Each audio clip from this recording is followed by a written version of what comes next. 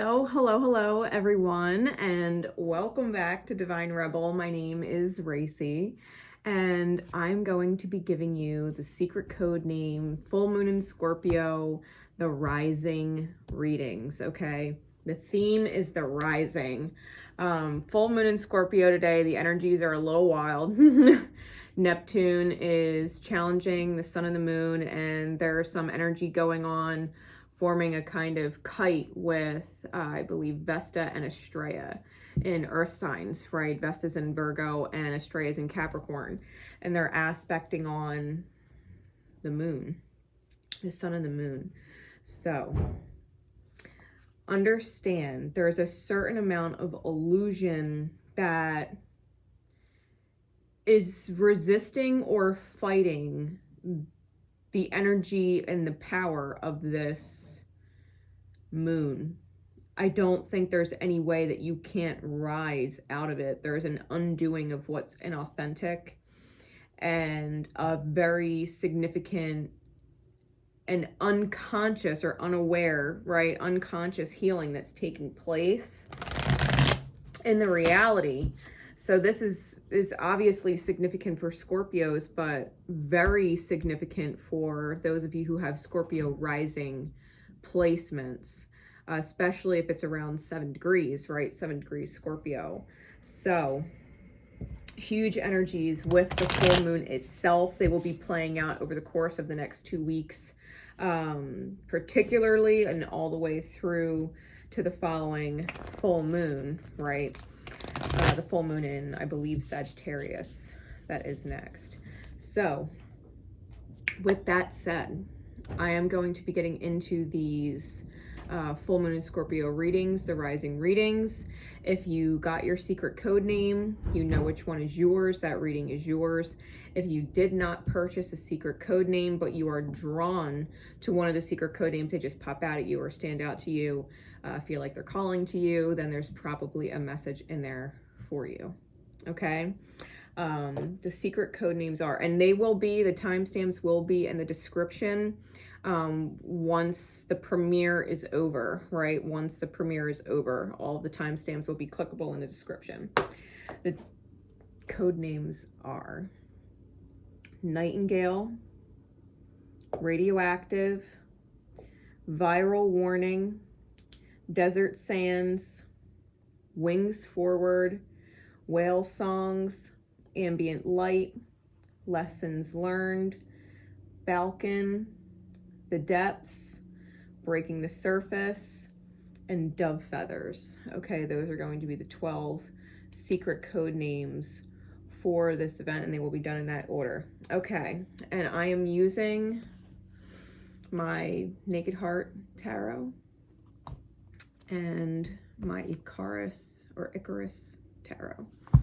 All right, and you know what, and I think I'm going to use my Chakra Insight Oracle as well, because I got this strong feeling with all of the secret code names that there's a reward at the end. There's a reward at the end of all this. All right, so I'm using my 𝐸𝐴𝐴𝐼𝐴 Tarot as a milestone marker, what it is that the rise is surrounding with these secret code names, and then the Naked Heart Tarot to give us some insight into what this rising process actually looks like before the reward tunes in. So we're going to start at 4 minutes, 4 seconds for Nightingale.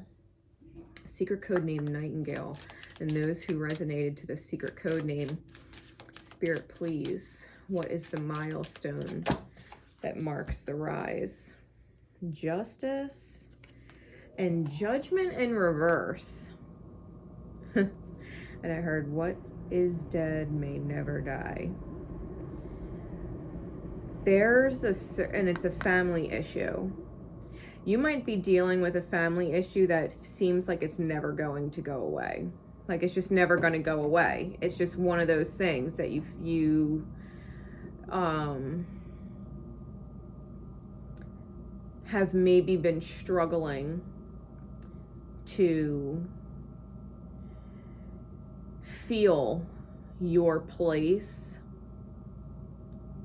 within the family structure, wholly and truly, you know what I mean? Like really feel as if you are in place, accepted in place.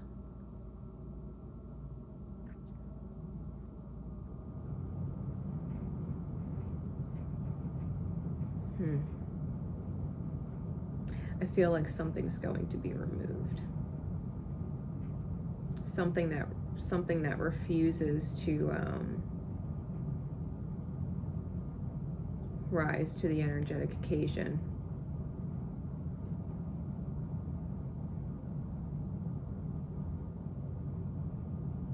This is Libra Scorpio energy. I feel like you yourself are going through the rising energy or the rebirth energy.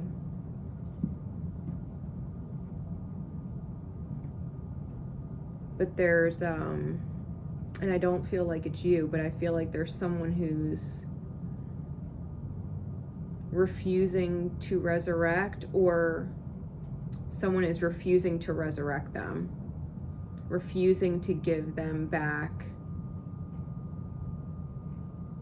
power or stance. I'm hearing power or stance.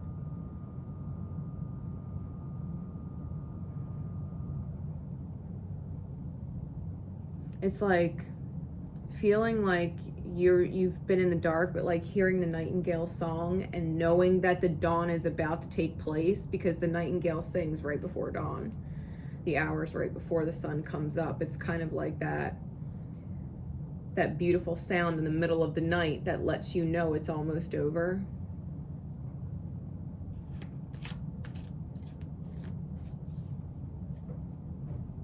That's what I'm feeling. Could be dealing with a Virgo, only because the Hermit was on the bottom when I just started moving them around. Okay. So Spirit, what does this actual rising look like? What does this energy, this milestone energy actually look like? Because I feel like this has been like between two walls, like being sandwiched between two walls.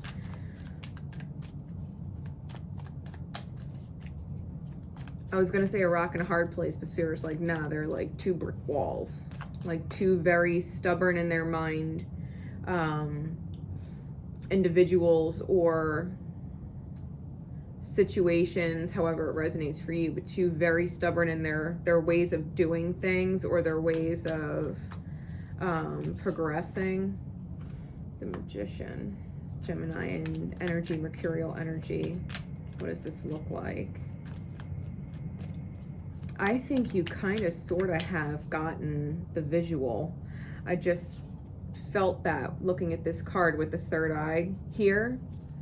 Like you've already been given a glimpse of what's to come. And maybe it is justice, but maybe you didn't like the actual visual and repressed it. But I think you were already kind of sort of shown. Or you've pictured it and then tried to repress it because you didn't actually like that you were picturing it, because maybe it was off-putting, or maybe you felt like a shitty person for thinking of it, like, and seeing it, when really it's not. It wasn't that you were being a shitty person for visualizing that or thinking that way. It's because you were actually being shown something that was to come, and you didn't want to see it, like a repressed vision that I think you're going to be seeing.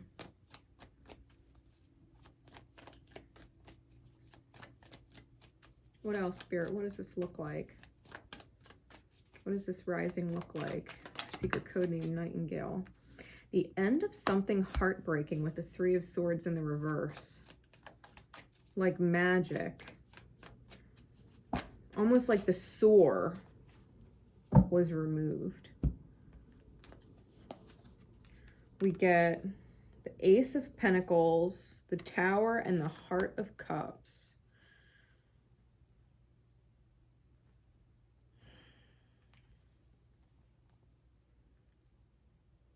I feel like this Tower card, I feel like it's super shocking.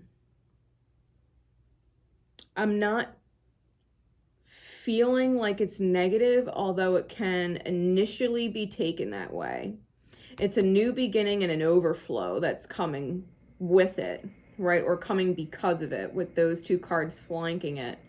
The Ace of Pentacles and the Heart of Cups is the Queen of Cups.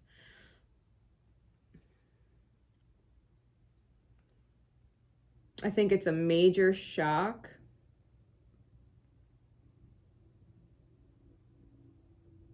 Something really, really unexpected. Possibly hitting the family or something to do with the family, because this is like a tree. It's like a tree, but it's completely being struck by lightning and split.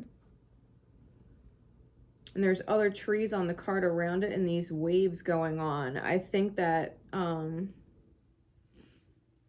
the universe or the divine might be really shaking something up in order to bring this justice in, because someone's not budging in their rebirth. Someone's refusing or resisting to grow, refusing to see.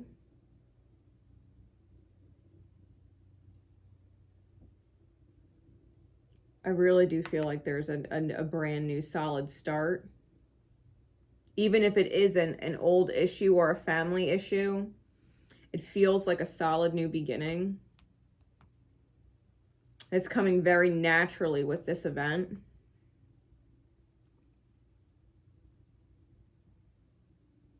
And there's definitely a lot of love pouring out.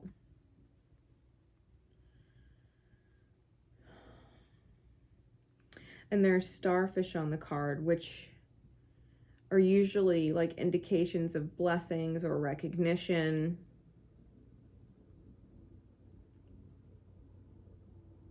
I'm getting that a lot, actually. I don't think you've had a whole lot of, or at least you felt like you really haven't had a lot of options. That you've been kind of stuck at this crossroads energy, not really knowing what to do. And I feel like it's just simply because you're in the dark as far as understanding why the universe is doing what it's doing, and I think it's going to be made really clear to you. I don't think this has, as much as this reading is yours, I don't feel like it has a whole lot to do with you other than what it is that you've been trying to observe or understand with the players in the environment. It's almost like you reached, like metaphorically speaking, it's almost like you reached the finish line before someone and were waiting there until they caught up. Like they were just moving slower than you. But you were always going to cross, you know, like some kind of line together, whether it's a finish line or a line in the sand. Like it's almost like you were waiting for them to be ready to cross the finish line.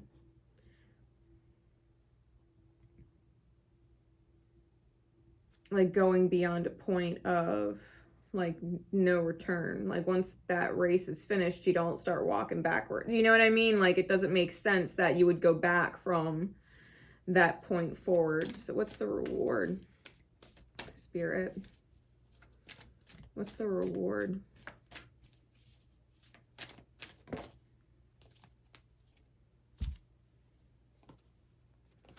Visualization and physical health.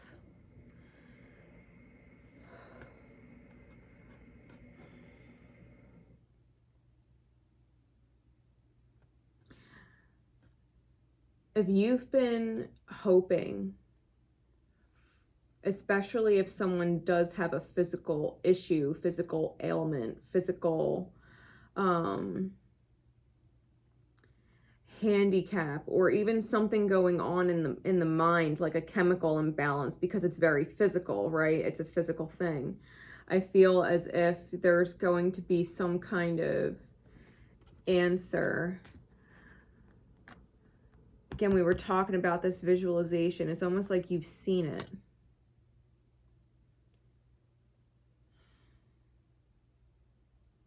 Someone's gonna get their vitality back. Someone's gonna get their strength back. Someone might even start feeling attractive again. And the word balance is on here with the Justice card, right? We have the Justice card, which is inherently a balance type energy with Libra, and the balance word, the word is actually written on the card there, right?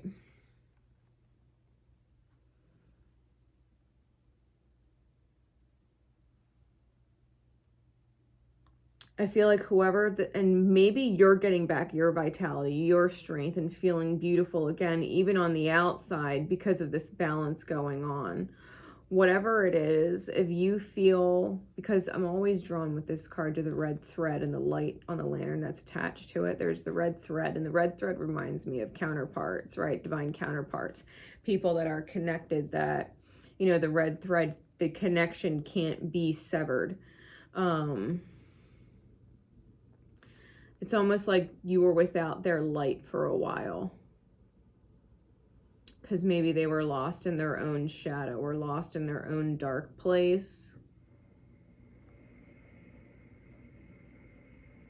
I feel like the answer's being given to you intuitively. Like you're able to see the positive outcome. It's just a matter of trusting your positive nudges, right? Because there's really no need to ever act out of fear or worry or doubt, because it doesn't manifest anything good.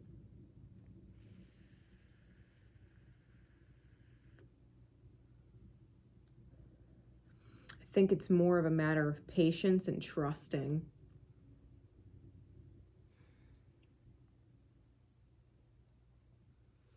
Knowing that you know what to do. Like trusting yourself in that you know what to do. You know how whatever this is needs love. Like you understand this. I feel like Archangel Raphael is working with you, which is heart healing, right? The healer within. The inner healer is Archangel Raphael.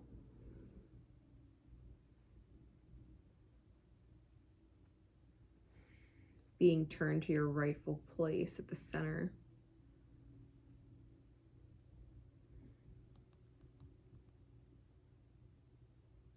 I feel like it's just a matter of time. So I hope that helps. Whatever this is, there's definitely a physical world reward in what you're feeling. Almost like, even if you haven't lost like your life, it's almost like feeling like you've gotten your life back. Maybe not even really realizing that your life may have been taken, because maybe you've never actually had it. Like this vitality type feeling, like actually feeling like you have your life and it's yours. You'll have to let me know how that plays out for you over the next 2 to 4 weeks. Because there's definitely something coming in that's unexpected or very surprising or shocking news or revelation, epiphany, those kinds of feelings. So I hope that helps. I hope that helps. All right. Yeah, whatever you're rising out of, it's definitely something beyond your control. It was definitely something beyond your control, something that you've been dealing with while someone else's energy catches up, right? All right. So secret code name, Radioactive. Moving on to secret code name, Radioactive. And if you think about radioactivity, right? Because the way I got this, if you think about radioactivity, it completely morphs things into a state that is not returnable to the way it was. Like, you know, radioactivity can shift DNA, right? It can alter DNA. Radioactivity can, and even in some movies, like being exposed to things that are radioactive gives superpowers. You know what I mean? Like, there's something very telling about the energy of radioactivity. Radioactive, well, yeah, radioactive being the code name. I feel like something's being irreversibly shifted, even possibly on a light code, like a DNA light code level. Or there's something being unlocked because of it, right? Something that may have been suppressed in the light codes that's activating with this energy. So Spirit, please, what is the milestone? Ritual. Ritual. Getting in touch with your magic. Getting in touch with your magic. And Icarus. These are two cards special and particular to this deck. Icarus is about flying through the center, right? Having to maintain a very specific balance because you can't fly too high or fly too low, right? If your vibration is too low, you're going to sink into the waves and drown, right? Drown in emotion. And if you go too high, you're going to melt. In the light of things, you're going to burn up into the light of things and go too far into your ego. So this is a fine balance that you're maintaining in order to not hit levels where your ego is taking over and yet not go so far down that your emotions start to take over, right? This is understanding that you have to move forward at a very even keel, and using your inner magic to do that. You may even go through your own ritual or be creating a new ritual or routine, because routine and ritual can be used in the same way. Like, you can start every morning with a 5-minute meditation. You could do yoga every Friday. You know what I mean? There's a certain amount of ritual and or routine that you've been going through for a very long time that I think is helping you maintain this steady kind of energy where you're very aware that you can't get into your ego and let your ego overrun things, and you can't let your emotions take you over either, right? And I think I'm feeling as if you've definitely come into this stable choice, right? This choice to be stable between the two, and that it's going to be showing rewards or reaping rewards. So Spirit, what is this? What does this rising energy look like? What does this rising energy look like? How do the events unfold? For secret code name Radioactive.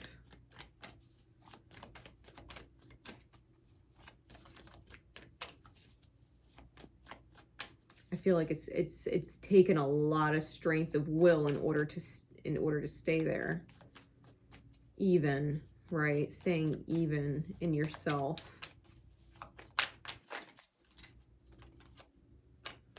Justice. Yeah, maintaining the balance with the King of Wands. Sheer willpower. That's why I said you've been maintaining this balance with sheer willpower.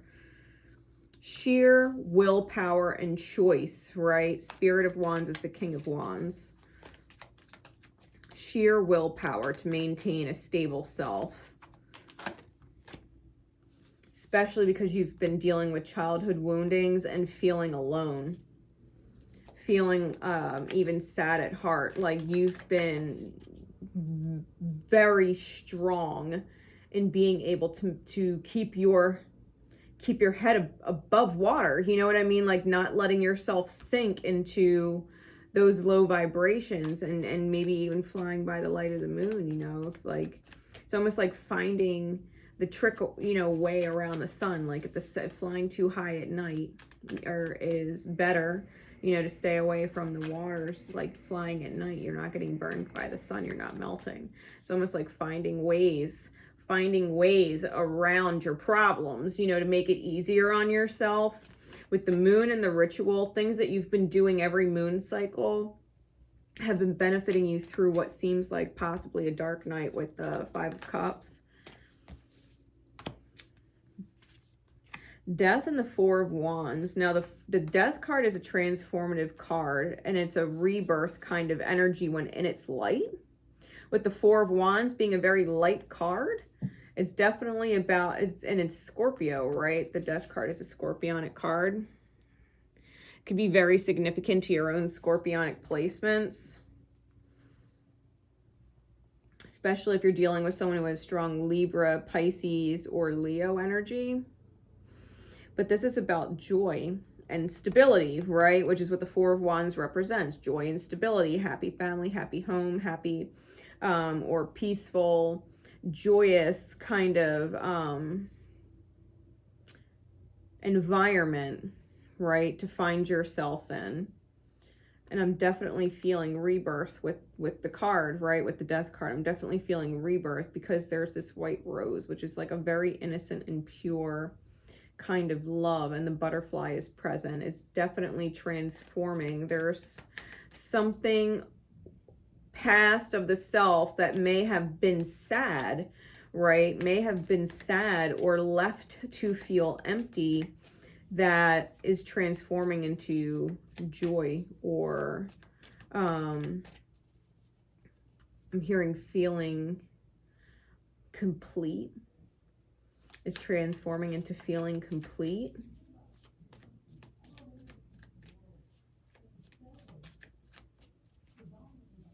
Like different levels of happy. Like there's happy in the moment, and then there's consistently happy, which is joy. And I think that's where you're, that's where you're going to be finding yourself in the outer experience, because you've created that from that place of will within, that even when you had reason to be sad and let your sadness or your loneliness dictate your actions, you didn't actually allow those feelings to come up and out at other people, right?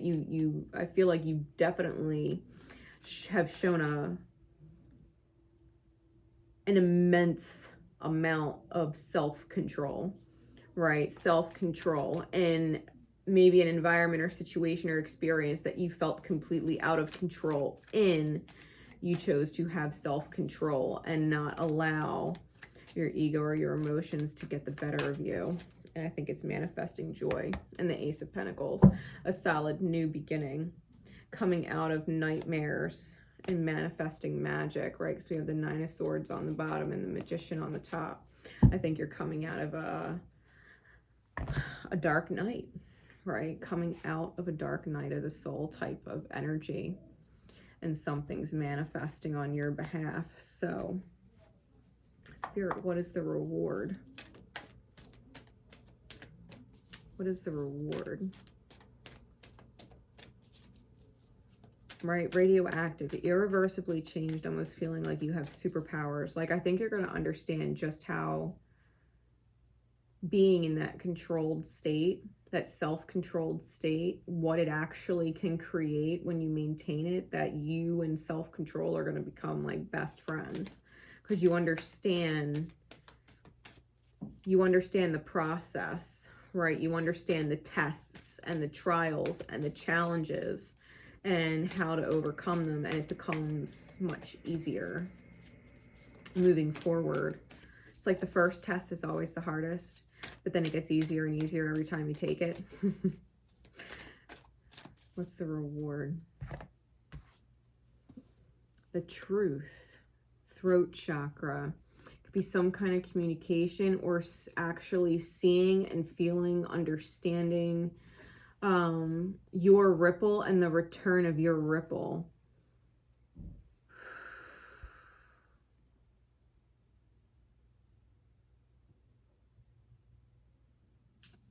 The throat chakra is like almost like a creative center where we choose what we manifest. It's almost like you've had such control over what was projecting out of you, like what words you were choosing, being so self-aware, right? So self-aware that it's undeniable to the universe, to spirit. It's undeniable just how much effort you have put in consciously, right? Conscious effort that you have put into being better. That self-control has become your superpower. Self-control has become your superpower, and it's manifesting huge truths for you. Huge truths for you. Even the throat chakra is like the downward pointing triangle, which is divine feminine energy. It's receptive. I think that all of the effort that you've put out in controlling yourself and what you've been emitting, you're actually going to receive it back now, right? What was beyond your control that maybe left you feeling sad, it's almost like feeling the return of it. Because I think it's undeniable that you deserve it. I think the universe feels that, sees that. Like I'm hearing it's undeniable. The amount of conscious effort that you've put out being self-aware.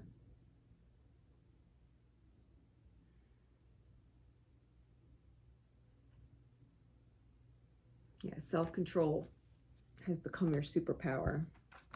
I hope that's wonderful validation for you. I do. I hope that's wonderful validation for you, because that energy, feeling that with these cards, I think you have faced some serious challenges with scorpionic energy in your own chart. And you've been able to create stability within yourself, right? That control, the opposite of Scorpio is Taurian energy, right? Taurus. And being able to allow yourself the rebirth in being stable within. I think that's made a huge difference that you're going to start to see the result of.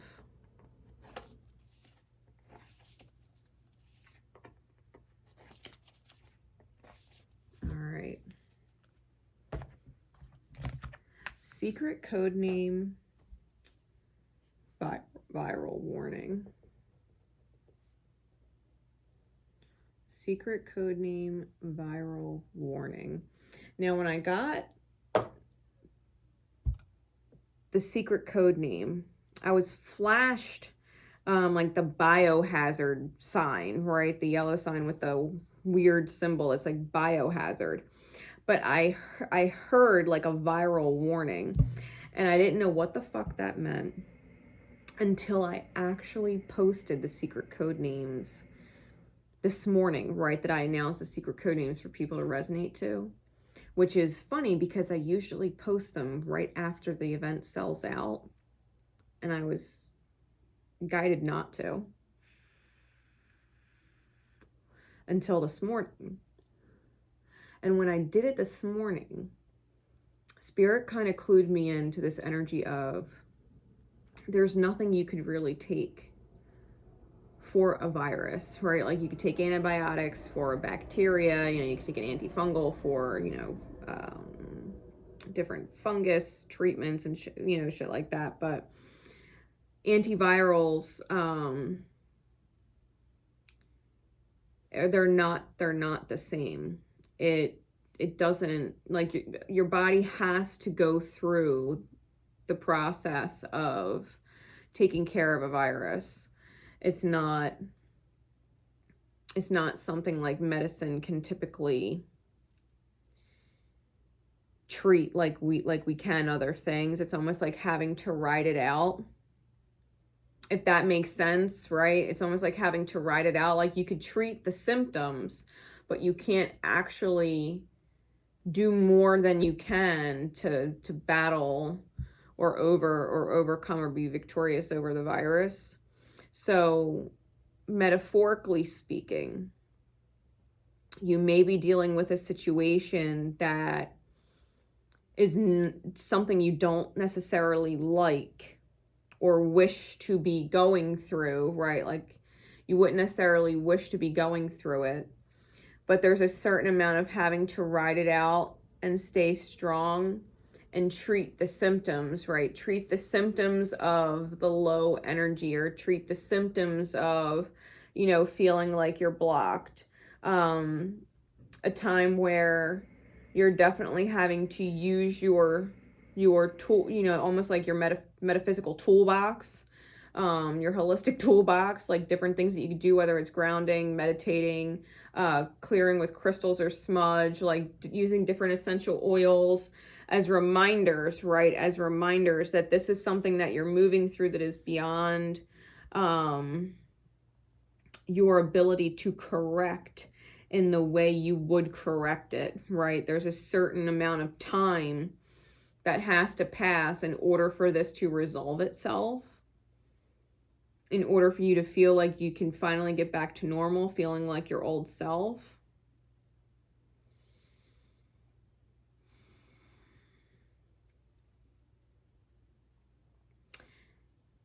And there's a reason why you feel as if certain things are being missed. Like whenever we're at home sick, we feel like the rest of the world is going on without us and we're stuck at home. There's a reason why you're in this situation.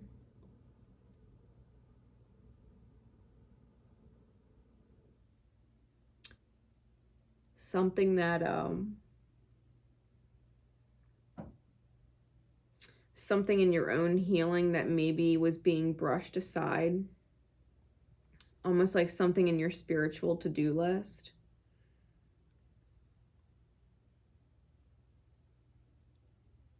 And I think it's going to take a certain amount of time for you to understand exactly what this is. So even though you feel like you're being tested by whatever this virus scenario, virus person, virus experience is, right, by the time you feel like you're done being tested by it, I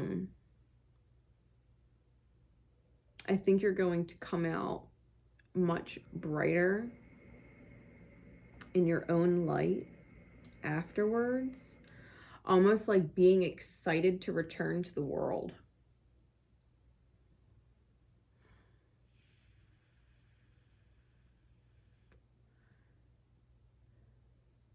Give you something to, feeling like you have something to really look forward to.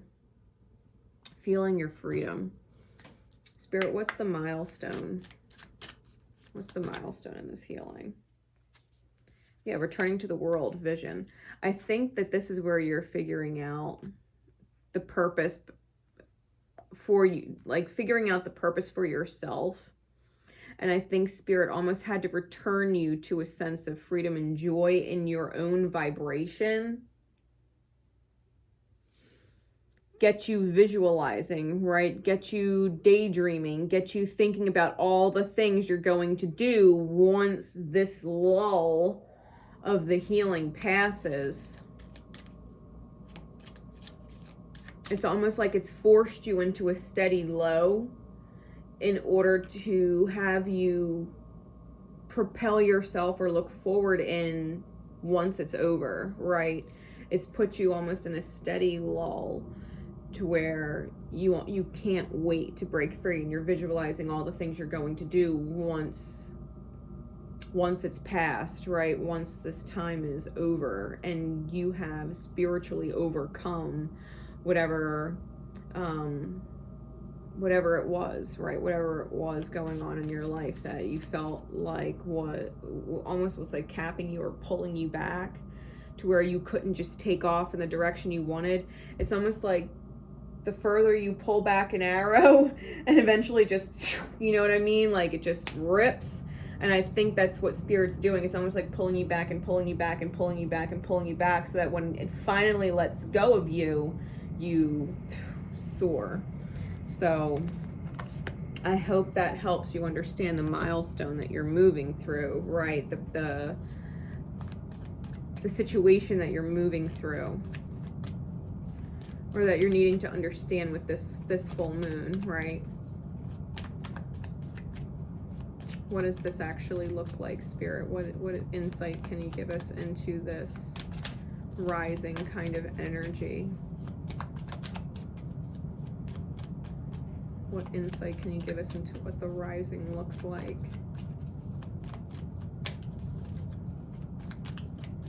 For secret code name viral warning.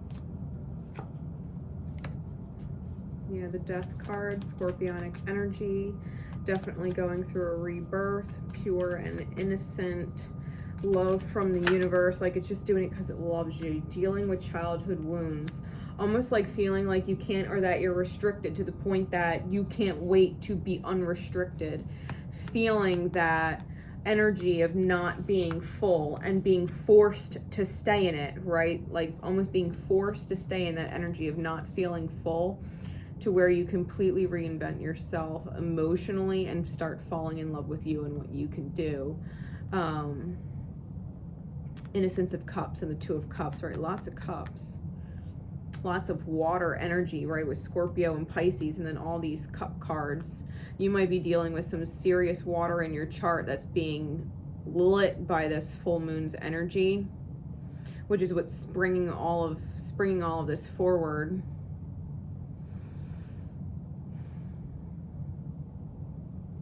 Almost, I feel as if there's a really heartfelt expression of gratitude from a soulmate, sacred soulmate, not necessarily love or romance, but a very sincere expression of gratitude.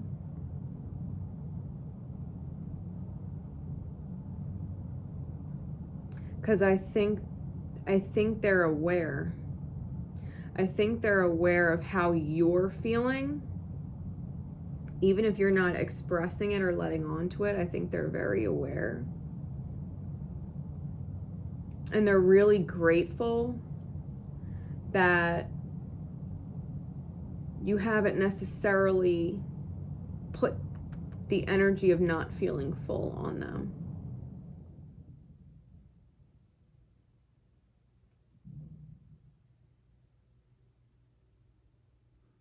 Because it's not about them. This process is very much about you, and I think Spirit placed them in your reality in order to create this, you know, this pull back and release kind of unfolding, right? This unfolding of events. Like everybody is where they're meant to be right now, and has been. And this almost, it feels like a divine setback, but it's a divine buildup. It's a divine buildup. So Spirit, what's the reward, please? Secret code name viral warning. What's the reward? Once this whole process is done. What are they surefire aimed at?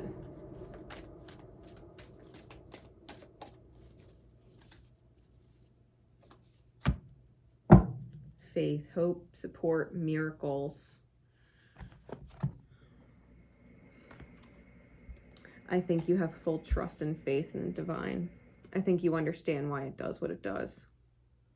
By the time this is all said and done, because you might have not understood before. Whatever you've been holding on to faith about, whatever you've been almost in a sense reaching to divine for answers for, I feel like the divine's finally shining some light on it for you. Maybe even receiving some kind of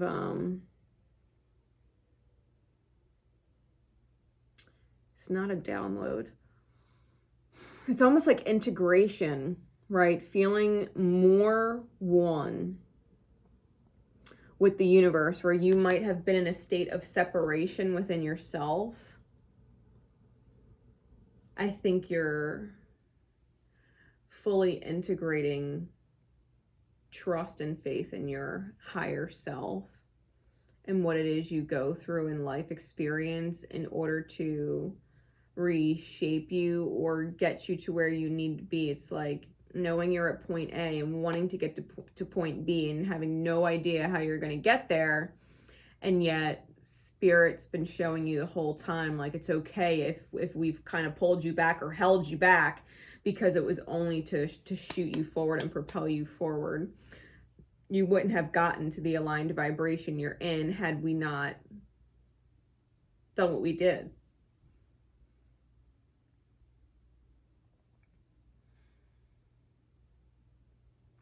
And I do feel like there's a lot of gratitude to the point where it's almost overwhelming.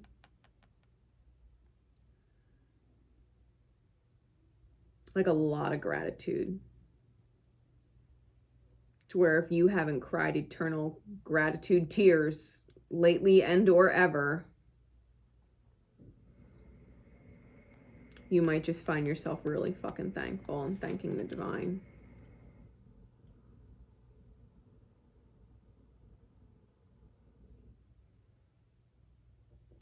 For understanding who you are and why you go through the things that you do.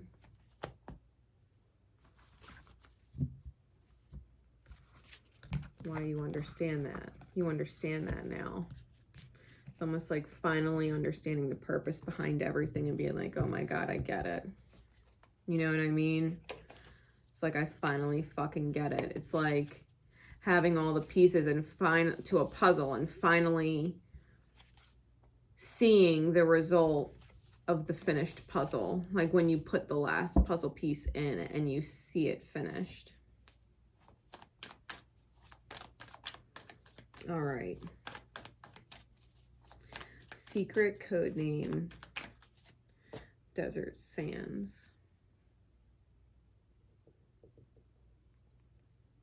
Secret code name, Desert Sands.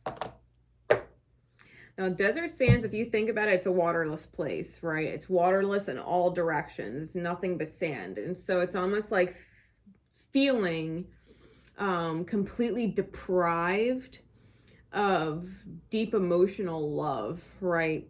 Or even romantic love. It's a deprivation of emotions. Feeling like you're walking through the desert and seeing a mirage. It's like wondering if you're seeing things or sensing things clearly because you've been in such a deprived state that you're seeing things that aren't necessarily meant for you. They're not real, right? They're not real. It's almost like thinking that they're real. Like, I wonder if this is real. It's like, but part of you knows it's not real. Part of you knows you're in the desert, right? A part of you knows you're in the desert and that you're essentially walking through the desert. At this point in your journey, there's things that are popping up that are literally illusions. They're not real, and yet you're wondering if they're real. But I think the reality is you know they're not real, right? Whatever is popping up, you know it's not real. So Spirit, please, what is the milestone for Desert Sands? Secret code name, Desert Sands. What is the milestone in the rising?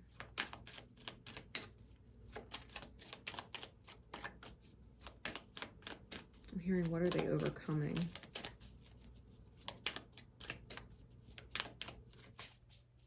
What they're overcoming.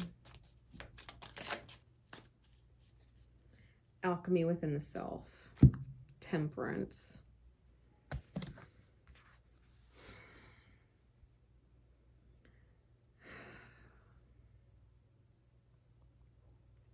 I'm hearing leaning on your angels. Needing to lean on your angels right now. Remembering that you are also an angel. Like, if you feel like you've been leaning on your angels, understand you are also very much their angel. and they're receiving from you as much as you feel you're receiving from them, even if you're unaware or they're unaware of how that's actually working.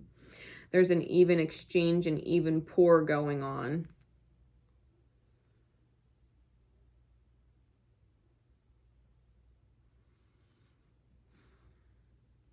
I think you're learning how important it is right now to love yourself and be full and accepting yourself.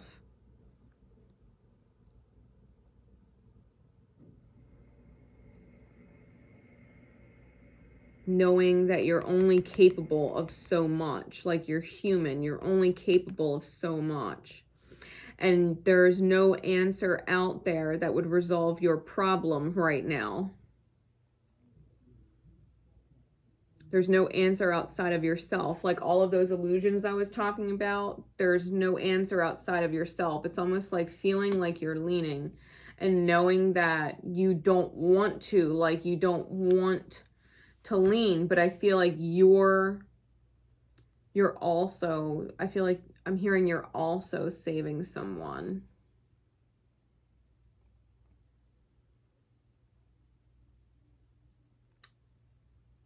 Filling each other up. Like I feel like there's a certain amount of safety. There's a certain amount of safety, like you don't need to buy into the illusions, maybe even that you're draining someone.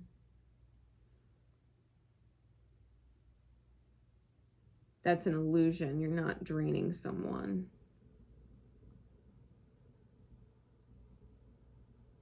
It's also an illusion to think or feel like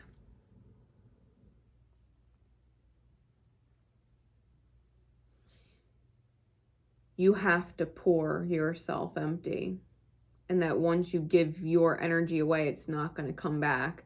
Like I think with this card, you know, having that mirror in both energies, it's almost like knowing what to pour into and what not to pour into. Like if you're a cup of water in the desert and you pour yourself into a mirage of another cup, it's going to go into the sand and it's going to disappear.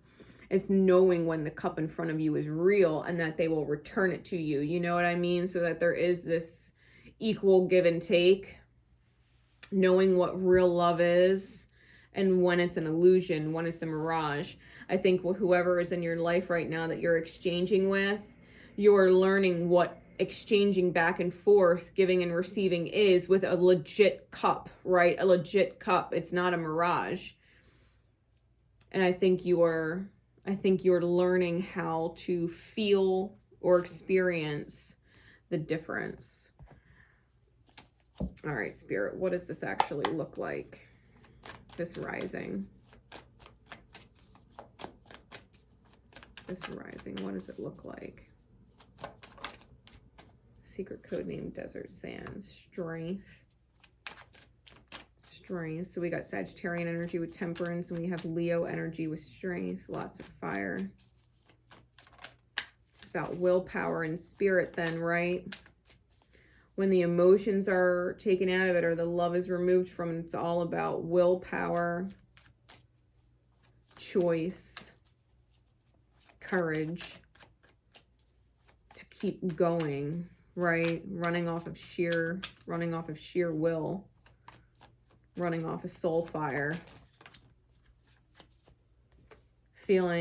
Possibly feeling like a third person, but yet there's a lot of joy, there's a lot of movement, a lot of rippling going on, more Sagittarian energy, the Knight of Wands, and the Devil energy, which is what I'm feeling is more about manifesting and being able to dictate your own path or control your own direction.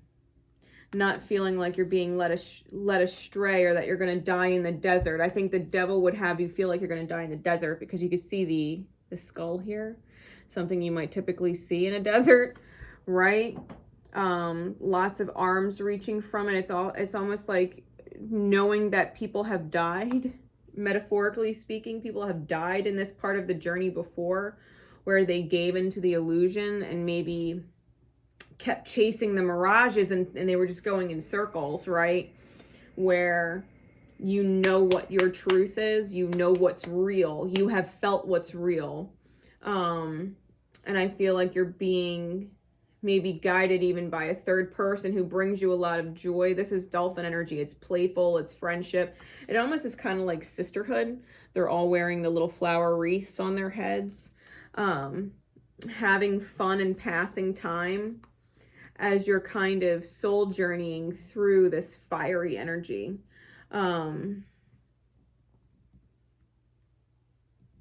Not being deceived. I think you're learning how to not be deceived, right? Not being lured by the illusion. Not being lured by the illusions.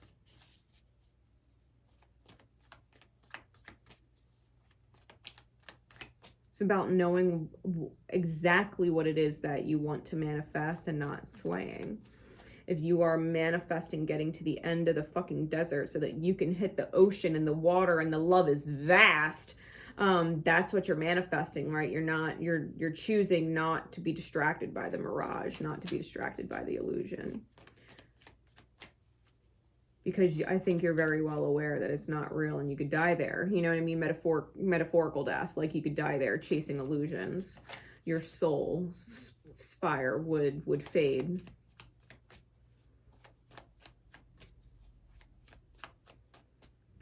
Almost feel like being lost in karma. Anything else?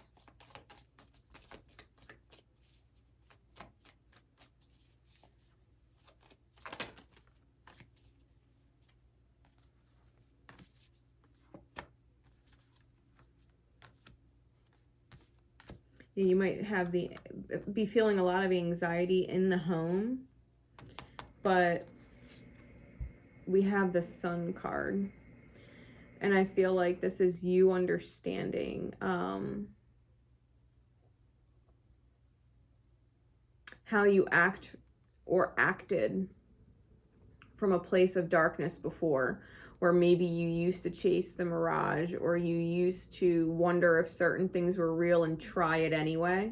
Like, I don't know if it's real. I don't know if it's worth it, but, you know, I'm going to go after it anyway. It's almost like Spirit's teaching you not to waste your time with that kind of behavior anymore, right? Helping you get back into your light.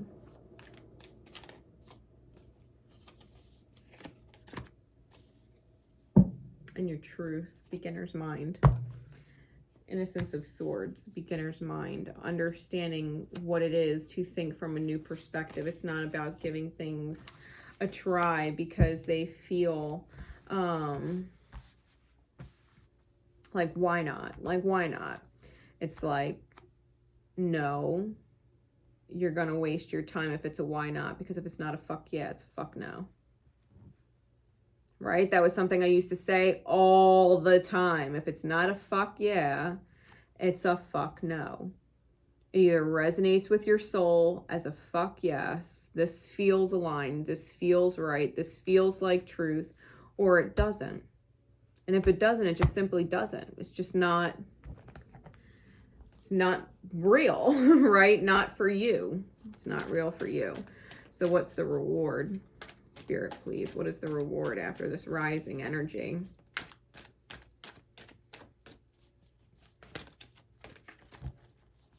That was way too many.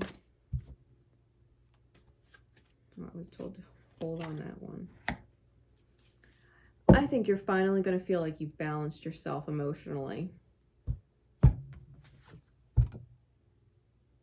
See how there was all that weird, confused, or almost like detached energy around the center, but the center is joy. I think it's realizing that you can't focus on things that are confusing, things that make your eyes open, like, what the heck is this? You know, or things that make you angry, things that make you sad. I think it's realizing that all you really want to feel is joy. And when you realize that all you want to feel is joy, you won't allow yourself to be distracted by the illusions, by the mirages, hoping that they're real when a part of you knows they're not, and you have to keep moving forward.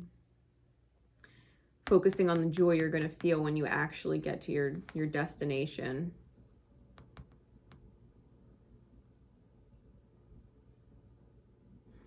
Spirit's making sure that you're allowing the distractions to stop, that you trust your truth.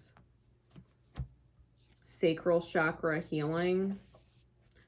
The reward is realizing what you're capable of creating when you stay to a single task and not allow yourself to be distracted. Putting yourself to specific purpose. Taking each step one step at a time to better your situation and not looking for the answer outside of yourself. Like you are your solution. You are your solution.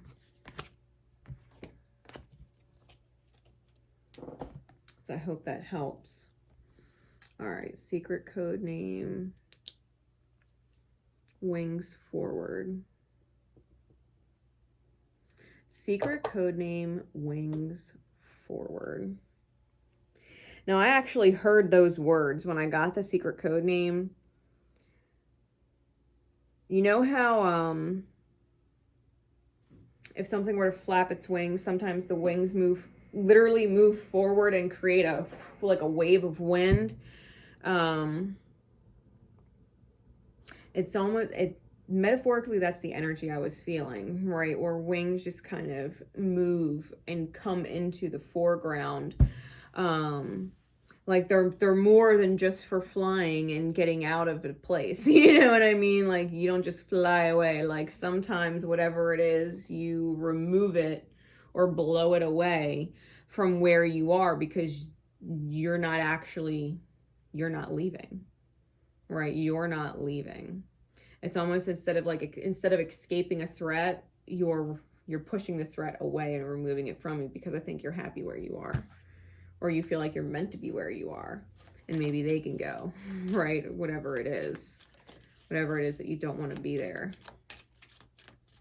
Wings forward. And I think in that act, there's a certain amount of healing taking place. Almost like you're not going to be pushed around or bullied or made to feel like you have to be the one that goes. And I feel like that's very metaphorical, right? It could be literal for you, depending on if, you resonated this reading or not. But we got the Chariot and the Justice. I think that this is the divine moving you forward by delivering justice. I think that even though I feel like you are very much staying in place, like this Chariot's not moving. They're very much staying in place, but the Chariot is indicative of movement. And I feel like that's on the inner level, that there's something within you that's balancing. It's not about running.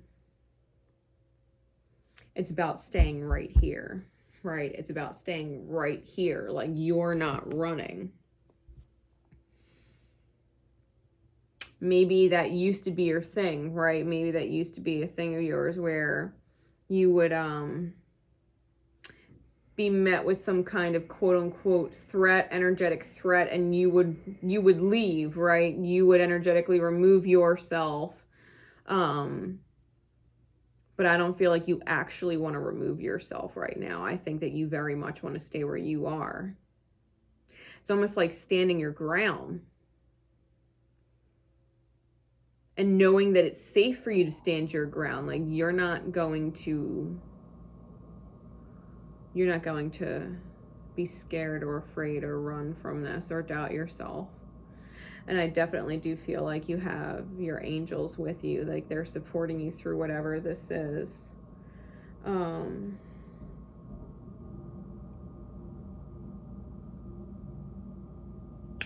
Almost like blowing back what would compete with you.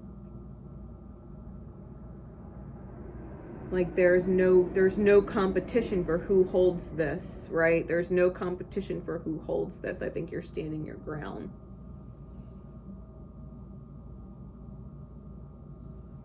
Could definitely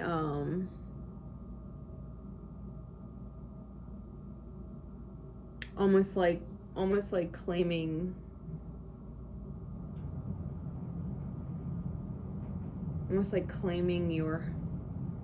your home or yourself, because I'm hearing home, but I'm also hearing it like synonymous with the self.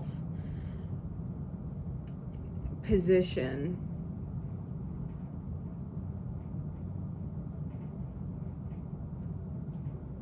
There's some definite feeling of claim, right? Like, I'm not moving from where I am. I'm meant to be where I am.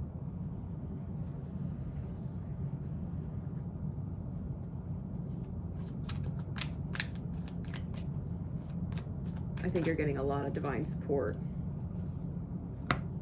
What once was slow suddenly starts to radically move and shift in you. You might very much be protecting something. Like, oh, hell no, like over my dead body, not on my watch. Being super cautious of something that maybe you felt was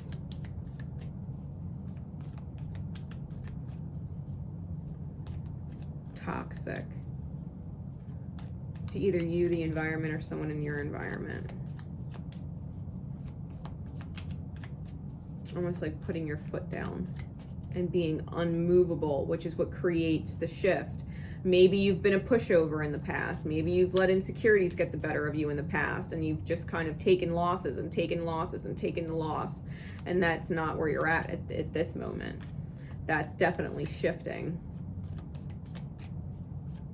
That's definitely shifting.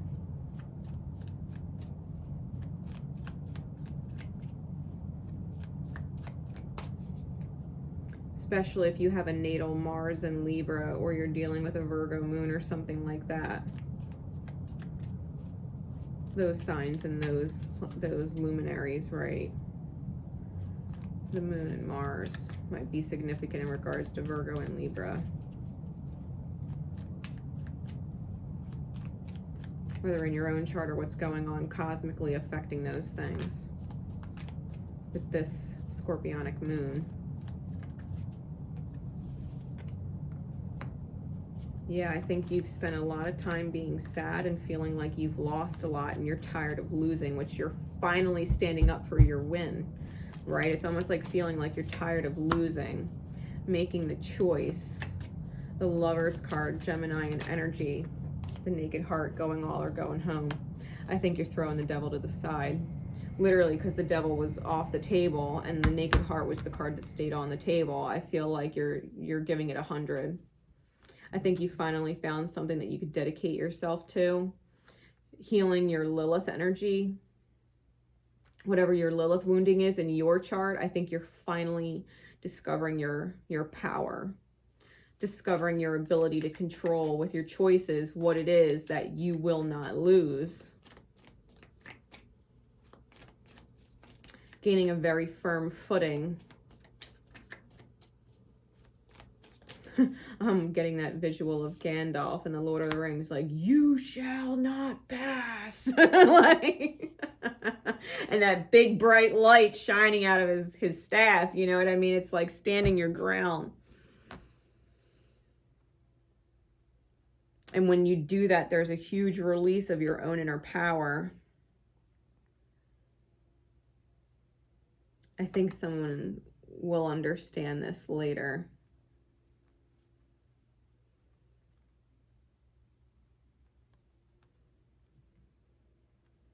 Maybe you used to say you're sorry, you're sorry, you're sorry a lot, where now it's like, sorry, I'm not sorry. Sorry, not sorry.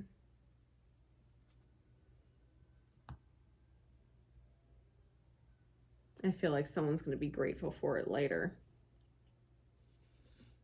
This is a huge, I'm hearing like a huge mark in your growth process.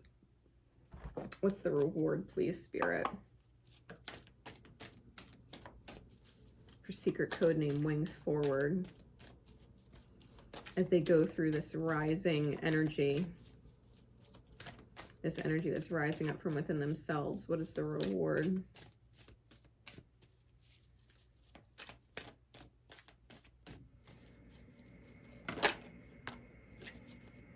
Dreams, messages, signs, symbols, guidance. I think you're going to be shown. And I think that you're receiving the synchronicities and the divine downloads. I think if you, like, even if Google becomes your best friend and you start looking all kinds of things up, it's spirit reassuring you the whole way of your power. And I think you are getting visuals in your dreams or seeing things in your dreams that maybe don't seem real, but they're almost prophetic in a way that the vibration is being made aware to you, right? The ripple or the vibration is being made aware to you in regards to someone or something. Which is why, you know, I feel like Spirit's almost giving you strength in your dreams. They're either reassuring you or warning you. And either way, I think if you heed it, you're going to realize that your dreams, and not just your nighttime dreams, but your daydreams, I'm hearing the dream that you're living in. Because people say sometimes that this life is a dream state, right? That living is the actual dream, and that we're in our more natural state, our more spiritual soul state when we're in our dreams. That our dreams are more of the reality than our actual reality. You may be getting synchronicities with eagles or hawks or things like that too. Messengers. Only because we have the Lovers card here with the eagles, and there's definitely a bird soaring in the background that would remind me of that, like, eagle or hawk energy, and it's standing out.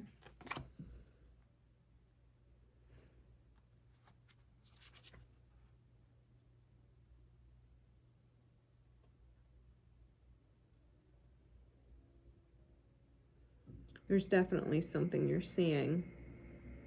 I think you can trust your third eye. I think that might be the reward, that you're starting to trust yourself and what you see or sense in others more. You can even be sensing motives without any proof, like sensing someone's motives. And being able to not be pushed over, right? Or chased away. That you wouldn't let your fears or doubts deter you from where you actually need to be and do what you need to do.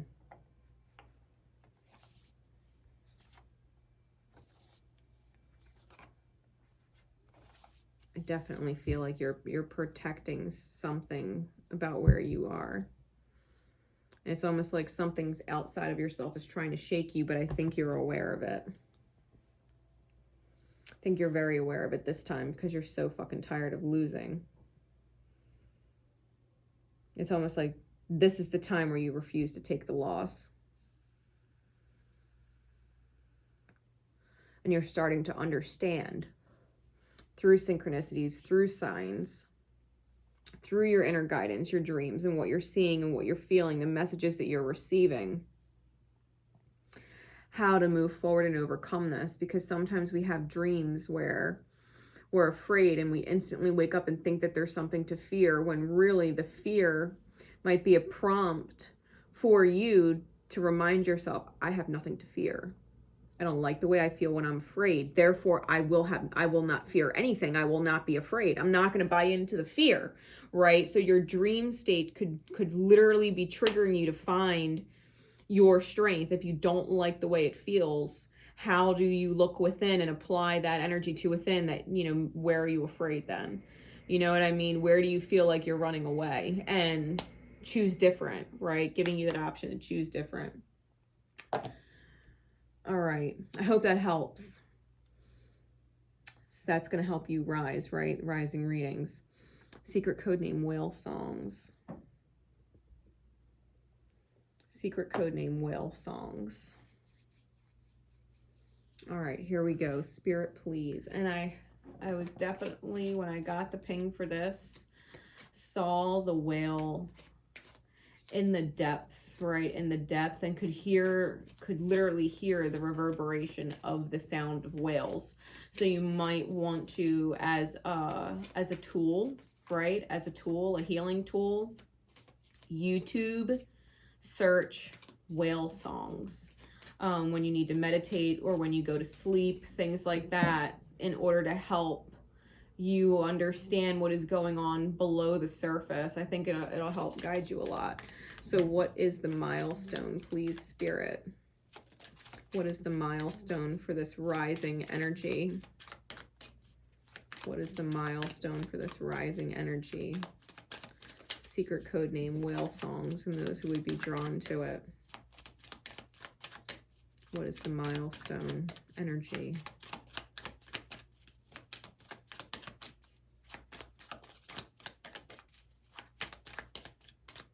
Secret code name, whale songs.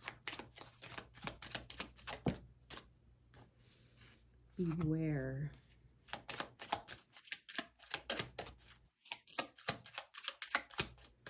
I feel like you're being protected. The further down, the deeper you go. You might be afraid to go that deep. Especially when it comes into family issues, understanding why, almost like why someone loyal to you or supposed to be loyal to you show you their teeth, right? Why would someone loyal to you, the dog, show you their teeth and make you feel like you got to curl up in a fetal position, like your light was stolen, or your life was stolen, or your spark was stolen?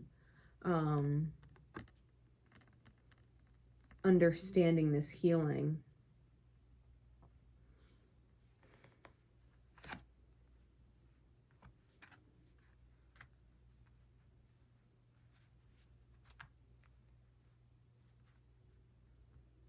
Dogs also can travel in packs, so it's almost like someone a part of your pack.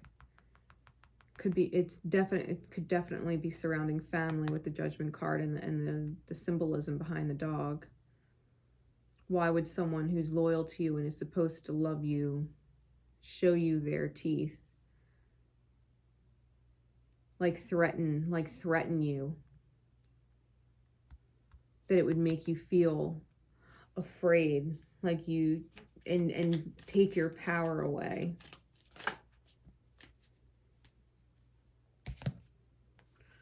Ritual.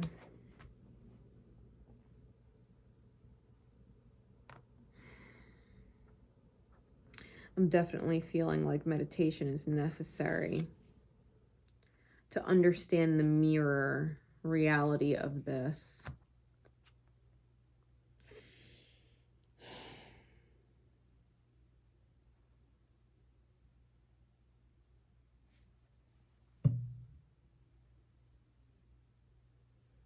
If you go down into past lives, especially if you're in meditative state listening to the whale songs, you might go into past lives.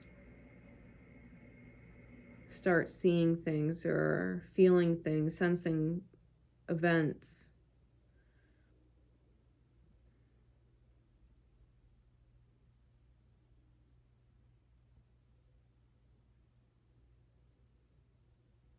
Where maybe you had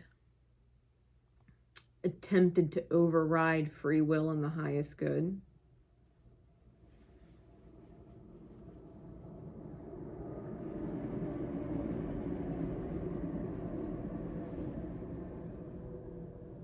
And now there's almost this inherent having to trust in the flow.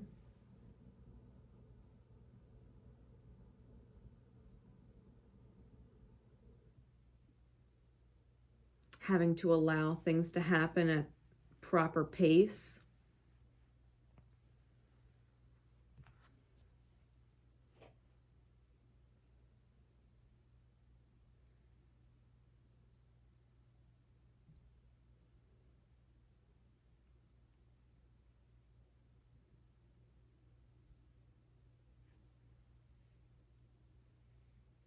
I'm also getting this vibration of bells.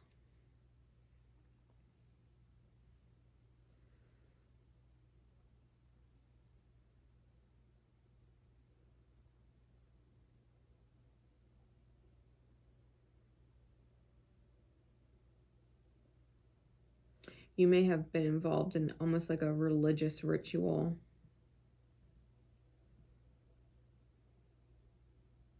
Because I'm hearing bells, but it's almost like a huge church bell.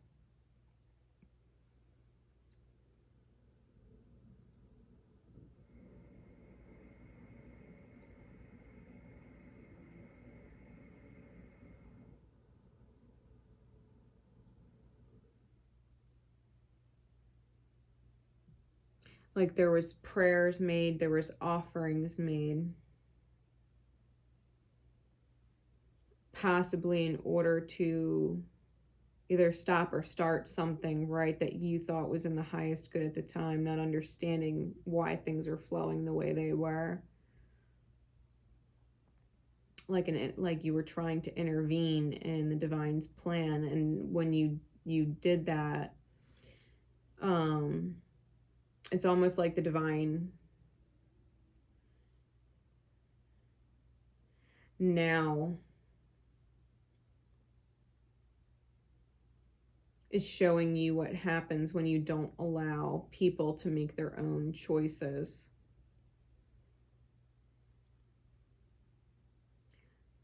Like maybe in a past life, you believed that everybody had to believe what you believed. And so now in this life, you're very much of the mindset that just because you believe it doesn't mean that everybody else has to believe it. Or that's what you're learning.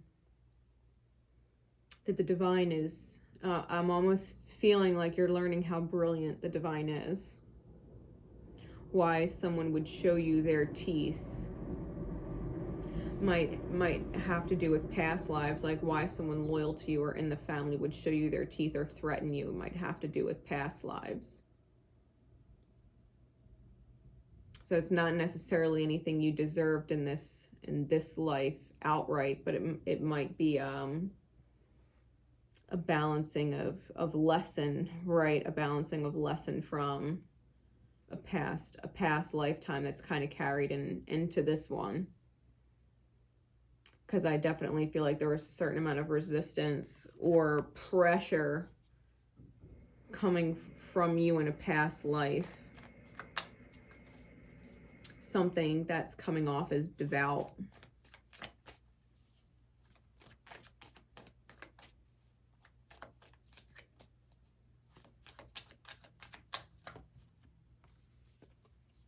Really, the Judgment card again. This is transforming that family issue. This is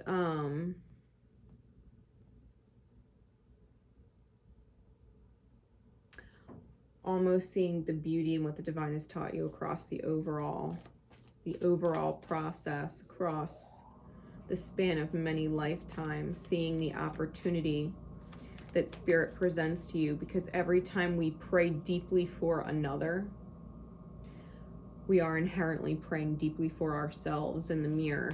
And so that we would pray with such intention for someone else, you have to understand anything you would wish or pray on someone else, you are also wishing and praying on yourself. And so Spirit is showing you the opportunity that you asked for in order to grow past that self and into this new self. That you were given an opportunity to reinvent yourself, to transform yourself from feeling stuck to actually receiving answer and not even being aware of just how much that prayer was answered over the course of lifetimes. Because I feel like you felt at that time that someone was in dire need of a shift, and in reality it was you that was in dire need of the shift. And so the universe offered that. And I think you're going through that now, right? Maybe you are in dire need of a shift if you're praying for something or someone. Know that inherently you are also praying for yourself for the same thing in some which way, shape, or form in some area of your life or being.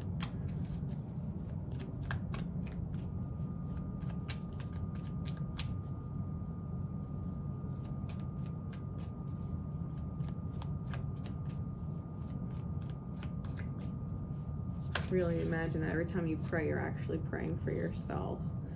The Hermit card. Virgoian energy. Being alone and gaining a certain kind of wisdom from it.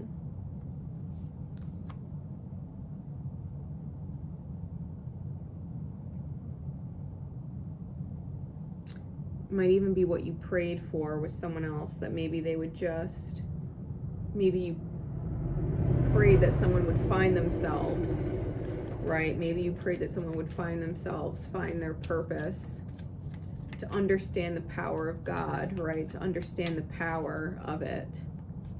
And so that is inherently what you had to move through, right? Being alone in order to see the wisdom of the divine, you know? Putting your faith and trust in God. There was a certain amount of wisdom you had to attain alone that became the key to your understanding what feels like a balancing between multiple lifetimes, right? A lesson that has spanned over multiple lifetimes.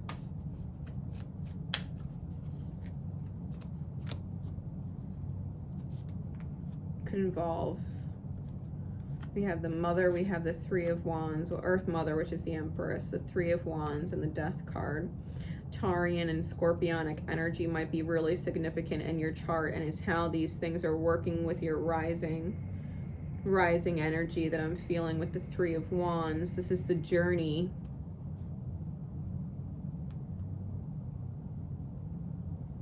Feeling like you may have given, because the Earth Mother in this card, it's like a pregnant energy, but instead of a head, there's a tree, and there's no life on the tree. Like, there's no actual leaves or fruits or anything like that.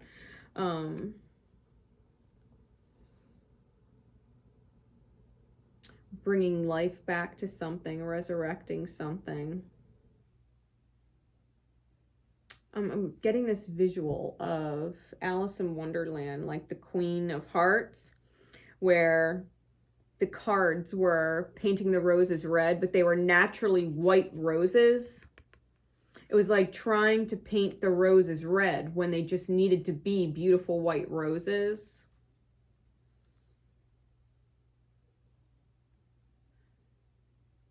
Expressing love through passion, but it's not natural to the actual innocence in being.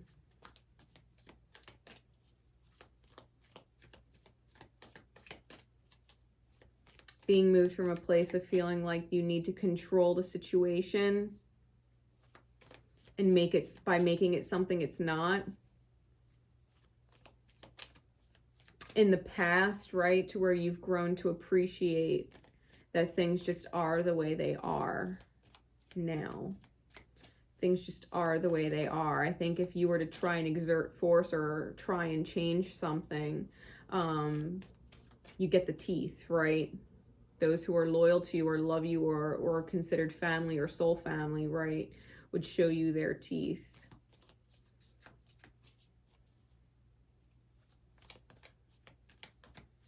It's definitely letting things be the way that they are, and appreciating it for what it is, trusting the divine, no matter what it is you're looking at, has a reason and a way to solve it that you don't actually have to try and take control of or even pray for, because you already understand the universe has a solution. You don't need to pray for a solution because you understand that the universe already has it, even if you don't know what it is.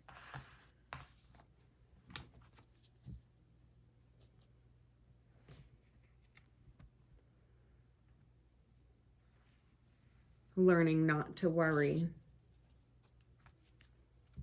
Learning not to worry or not to be afraid.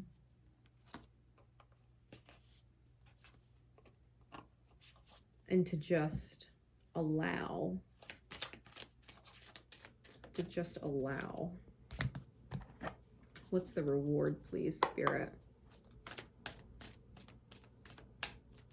Secret code name, whale songs.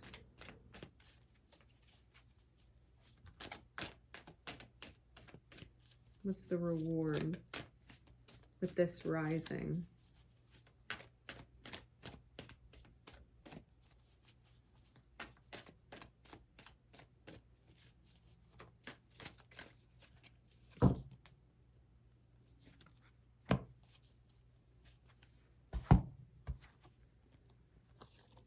Yeah, personal boundaries and love. Personal boundaries and love is the reward. Like, you understand what's not your place, right? It's not your place. Sometimes it's the divine that has to figure out the solution. It's not your place to figure out the solution, force a solution, fix a problem. Like the divine's working on it. The reward is love when you allow yourself that personal boundary where you choose to stay authentic and empower yourself and not worry about other people's problems or what you would perceive as their problems. Like, it's not your problem. It's someone else's problem, right? It's not your problem. And therefore you don't have to worry about it. It has nothing to do with you. And allowing love to just be what it is and receive what it is. When you try and force something you believe, even if it's like, oh, well, that's good for you, or that's bad for you, or you should do this, or you shouldn't do that. Like, you believe that they should, or you believe that they shouldn't. Forcing your beliefs on someone shows you, right, the dog with the teeth. I shuffled that up, didn't I? I did. It shows you their teeth. But in this picture, the dog is happy. It's grinning. You know what I mean? When you allow someone to just be, and you choose to be in a vibration of, you know, well, I do or don't want to be in this situation or in this energy right now. I do or don't, but I'm not going to force, almost like force my opinion, right? Or force my beliefs onto anyone else. You allow them to just simply be, and the universe heals whatever problem you had or issue you had with it on its own. Because of your allowing, right? Your allowing. I think when you realize that you can set that boundary with yourself, that's where the reward of love and loyalty and happiness from that person that maybe used to show you their teeth actually heals, right? All right.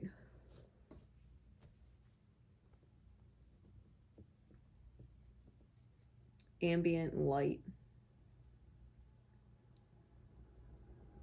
Secret code name, Ambient Light. Here we go. The rising. Spirit, please. What is the milestone in the rising for secret code name, Ambient Light, and those who would be drawn to this message, those who would resonate with it?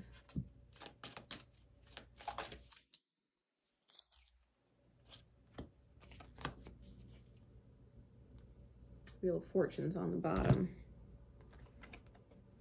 Justice, the Star and the Devil, Aquarian energy, Libran energy, Capricornian energy, and Beware.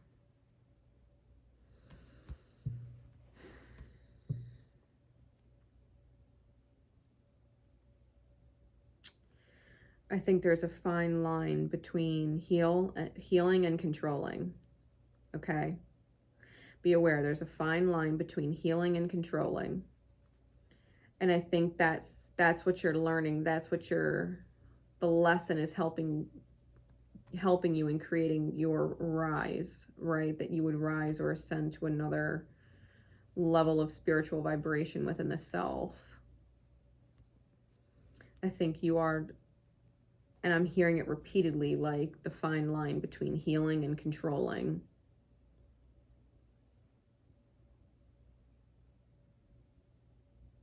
And I think whoever you're dealing with is learning this as well. The fine line between healing and controlling. When you are in balance with this energy, I believe someone else will be as well.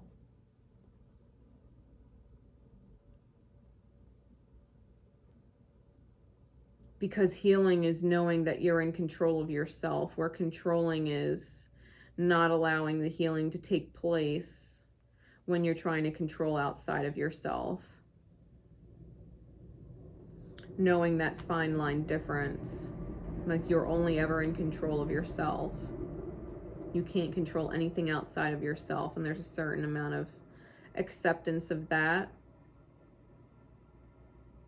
I feel like you and the person in your dynamic is you're both learning.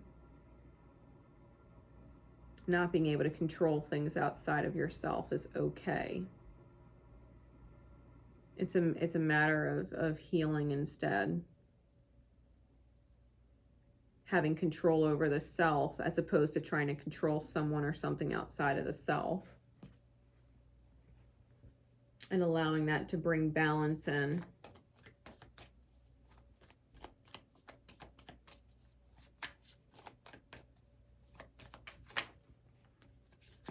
Spirit of Swords. And the Devil again. Again, I'm hearing a fine line between seeing the higher perspective and getting lost in the mind. Searching for the whys. Searching for the whys is...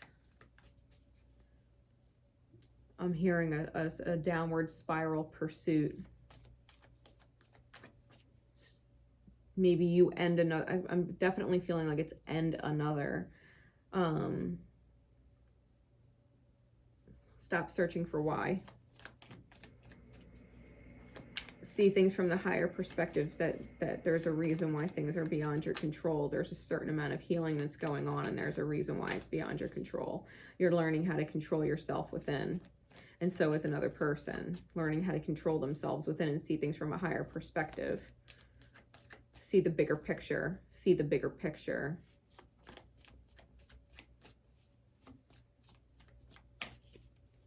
Something's not meant to be controlled outside of yourself or selves. There's healing that's meant to take place.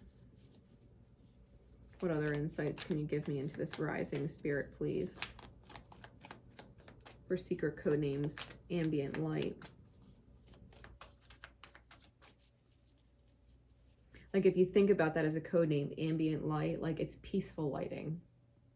It's not bright, harsh light. It's not dim either. It's ambiance, right? That is created with your light, allowing the environment to have that ambiance kind of feeling because of the light you're exuding. It's not too dim. It's not dark. You know, you're not in a dark place, but you're not heavy, harsh light either. Allowing your own light to create that ambient feeling. And I feel like, again, someone else is learning this with you as well. Allowing their projections to create ambiance instead of harshness or darkness. Fine-tuning the light. So that there's not opportunities missed to overflow love with possibly someone outside of yourself. Someone who's maybe extremes, right? Because this panda is like almost like a child. It's a very small youth of a panda, very black and white.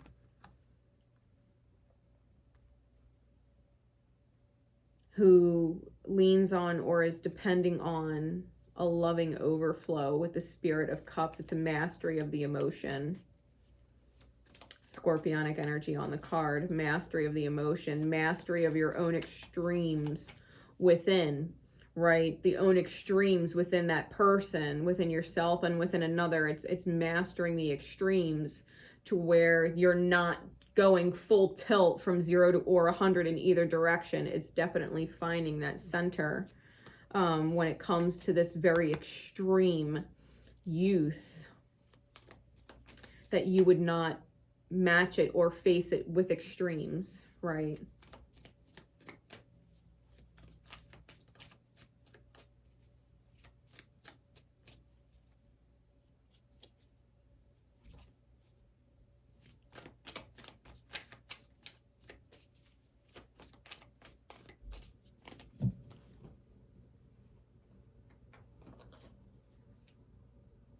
Heart of Pentacles on the bottom. The Nine of Cups on top. I think you're going to end up with a wish fulfilled and divine movement forward. The Chariot was on top. I think when you allow the ambient light to warm the environment, to make the environment more receptive or welcoming for whoever this panda is, that you will start to see very quickly the shift in how they grow, right? It's like planting a seed in somewhere that needs that kind of light, where it's almost like it's not in full sun, but it's not a shade plant either. Like it really needs that mix of gentle light, like almost standing underneath the canopy of a tree, and it's not full shade and it's not full light. It's needing that very special lighting.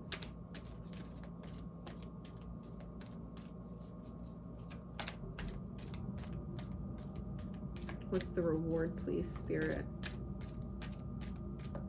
Partial, almost like partial sunlight. You know what I mean? Like a plant would need partial sunlight. Too bright won't work. It'll burn them out. And not enough light, not enough attention or light for them, they won't be able to grow in it, right? They just won't be able to grow in it. It's not enough. The reward is emotions, and the focus is the joy in the center, right? The balancing of moods, no longer being confused, angry, shocked, upset, sad. It's where the joy kind of starts to take the center stage. Mastery of the emotions is the reward. How the mood is expressed and balance, right? We have balance on the card. The word balance, which is indicative of that Libra energy, which is the main milestone, the main focus.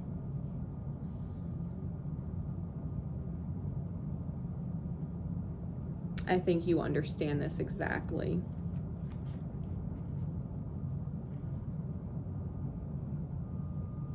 And I think whatever this extremes is, this youthful extreme kind of energy, also starts to be in a place of more peace and creates more joy in their own experience when they're not dealing with other people that are in extremes surrounding them. If that makes, that makes sense. I hope that helps. All right.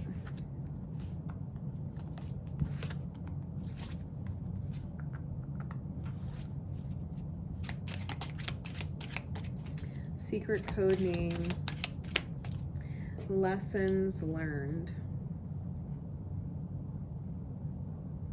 Secret code name, lessons learned. All right, Spirit, please.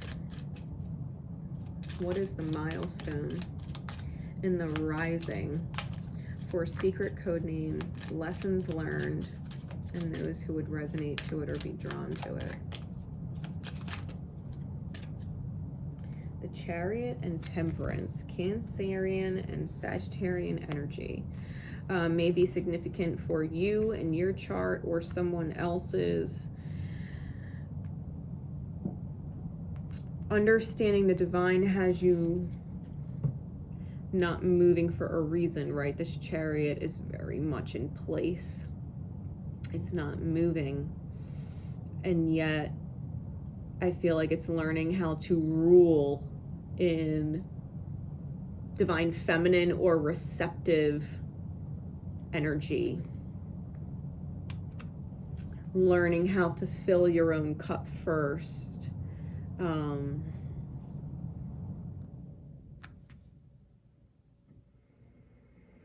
With your own light.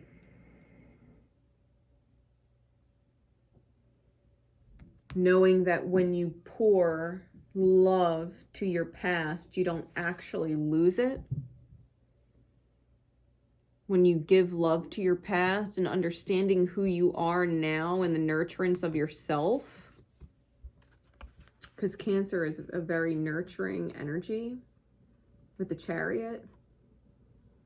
Seeing the bigger picture or the long-term future or the higher purpose is Sagittarian energy with Temperance. There's reasons that you're finding to give love to your past experience because you're realizing it's helping you fill yourself up now where you are. That you would allow yourself to simply receive your future and your highest vision of it by loving your past self and nurturing your past self.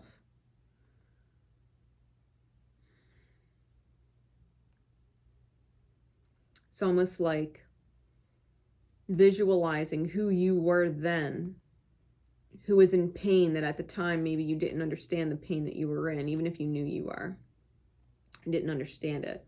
It's almost like seeing your present self in a memory of your past self when you were in pain, and almost allowing yourself to stop them in a moment and tell them it's okay and you love them like it's okay. Your past self, right? That your present self would hug your past self. That there's a gratitude there, right? For going through the pain in order to see how that experience of being in pain actually serves you now, or helps you feel full now, that you never lost any part of yourself, but rather were always gaining it in the long term, right? When it was most important, that the past would be significant, that you would show love and gratitude for it.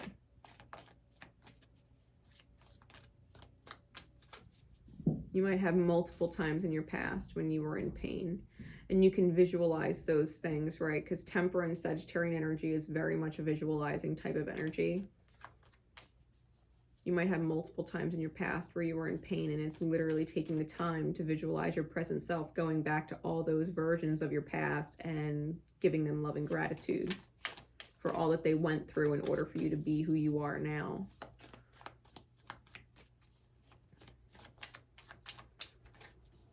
What does this rising look like? Spirit, please, what insights can you give me into this milestone energy coming from this full moon in Scorpio?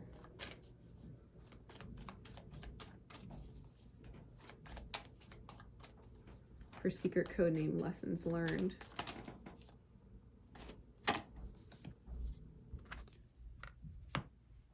The Heart or Queen of Pentacles in the reverse, clarified by the Heart or Queen of Swords and the Fool.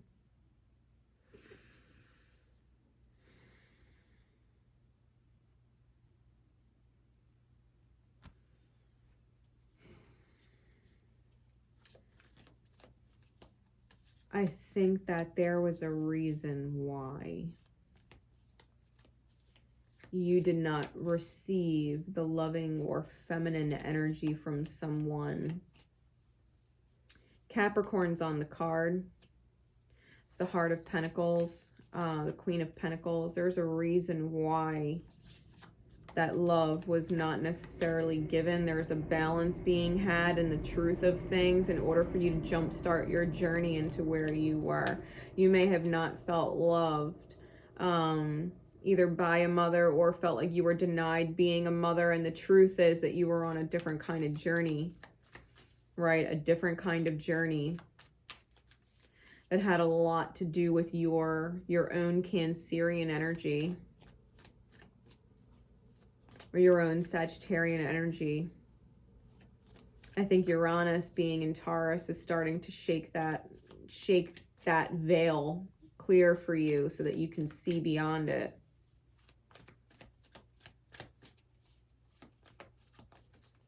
I think you're finally starting to understand why it was so necessary for someone maybe to withhold love from you, because in the mirror you were withholding love from yourself.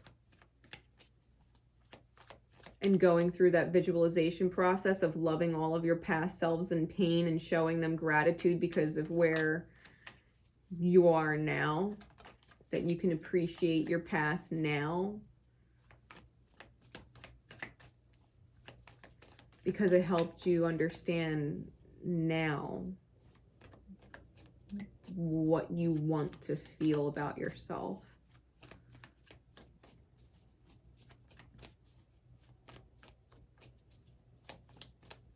Whatever this Capricorn Queen of Pentacles is, there was a reason why they were your mirror.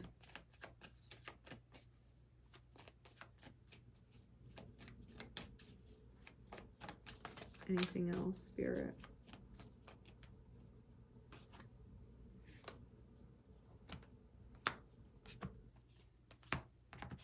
I think that there are a lot of things that, you know, you communicated or they communicated. Again, we have Virgoian energy on the card, that were possibly controlling of you in the past, or they attempted to communicate control over you in the past, and you always had a choice. Again, Virgo energy twice. A lot of Mercury energy too with Virgo and the Magician, the Hermit, the Movement of Pentacles. Lots of communication energy. Gemini is here as too. Lots of Mercurial energy. I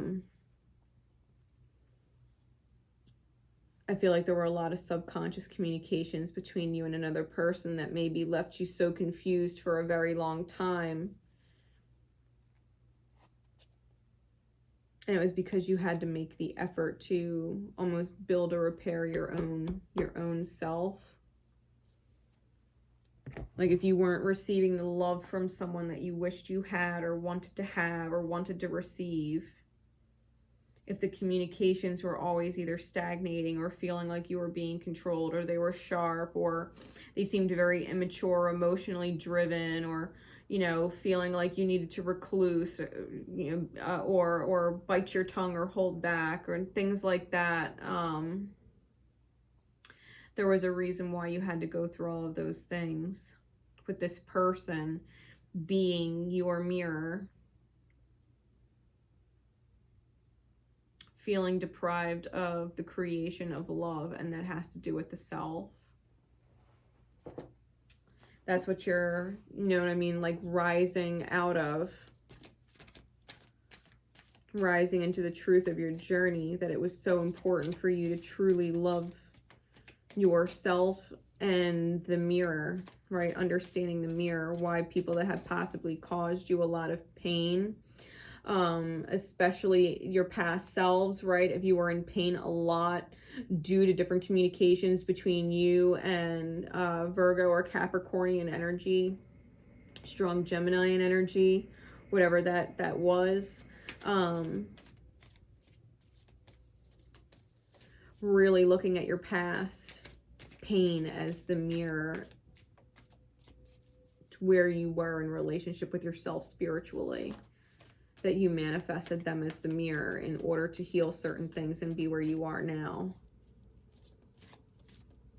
That you wouldn't need to follow their control or their word as whatever, that you can truly trust yourself and be happy with yourself now in the present.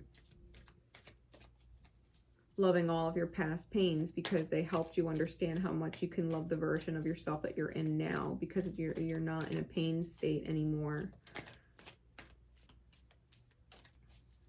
And maybe the people in your life that were once mirroring pain or projecting pain at you, that you would feel it and take it personal and make it your own. Maybe that's also starting to shift as you go through this healing process within yourself.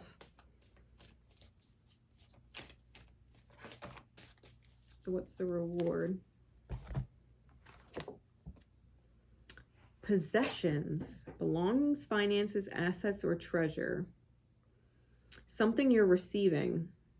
So if you look really closely at the ball, the crystal ball, I don't know if you can actually see it in the camera, it might be blurry, but there's, inside the crystal ball, there's a cube with a downward pointing triangle. It is representative of the base chakra, but it's very receptive feminine energy. You might come into a major asset. When you go through this healing process, when it's complete, when you can, you know, literally look back at your past and be so grateful, because without it, you wouldn't love yourself like you do now, trust yourself like you do now. You're going to have a major return on a very physical level.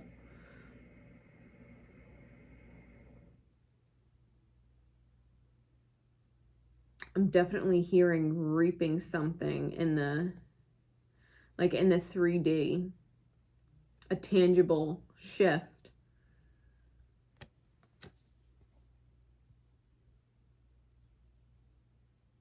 The reward is something that you would be able to call your own. Possessions, like the reward is something that you would be able to call your own.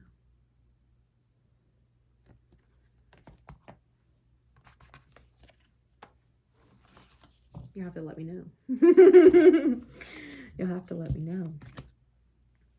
All right.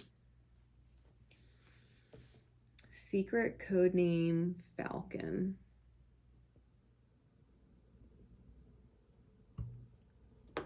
Secret code name Falcon.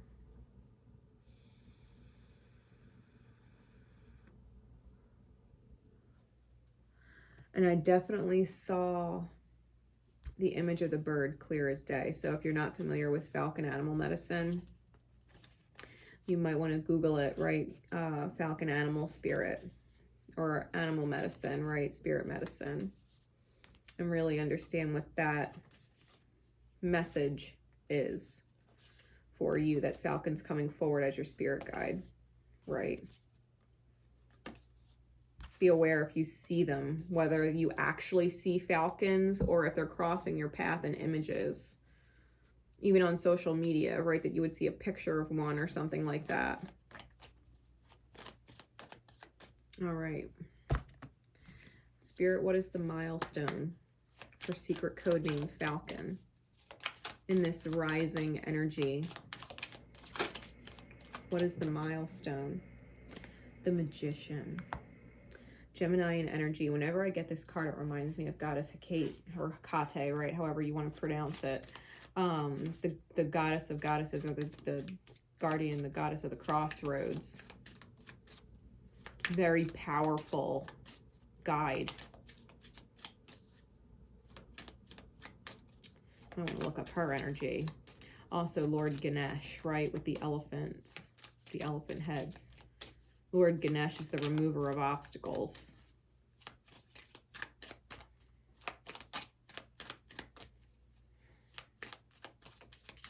Like magic, the removal of obstacles like magic. You may have been at a crossroads for a very long time, not knowing which way to go. I feel like you're being guided now, almost like seeing the falcon in the sky and following it in order to create the path, right? That you would follow the falcon, that it would guide you forward. That if you didn't know which way to go, you could follow the falcon, the Empress, to being or becoming the divine feminine, the receiver of love energy and the giver of love energy, creation energy. goddess energy, right? Being in that energy, healing, feeling like a goddess within the self.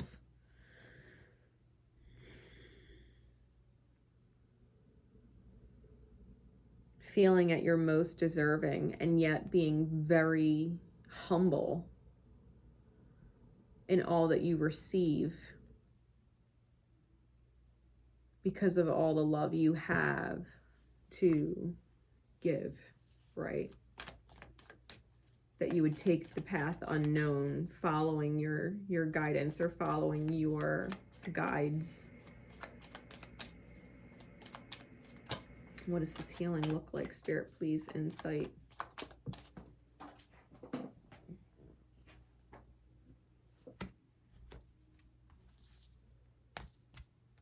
I feel like you've been in a very long, dark night, and there's finally justice being done. The Nine of Swords and the Movement of Pentacles, the Justice card and the Devil. I feel like you're finally realizing, like, because the Devil card in traditional tarot, like, the chains are around the neck, but they're not, like, tight. You know what I mean? Like, they're easily removed. I think that you're realizing you can easily take your chains off. But it's been a very long process that has been a lot of anxiety. Even if you don't realize it, like, even if you're not coming off anxious, there's a lot of under the surface anxiety type feelings that make you feel like maybe you need to freeze or project in a certain way that's almost erratic as perceived from other people, right? They don't understand why you would take the actions that you take or say what you would say. Like, they don't understand. And it's because there was all this anxiety underneath. And I think that's finally what's coming into balance. You're realizing that you can just simply remove the anxiety, right? That you can actually take it off and not project that anymore. Healing the underneath static. Being almost confused about your ability to love and be loving. That you can give and receive, like, the highest of love energy that there is. Your Venus placement may be significant with this moon. Just because Libra is rules Venus, and Venus is on the Empress card in this deck. The Icarus Tarot.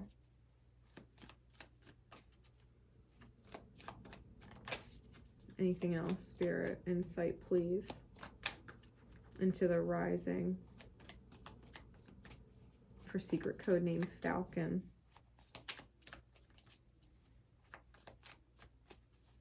I'm definitely feeling like you don't need to be afraid or feel lost because you're being guided.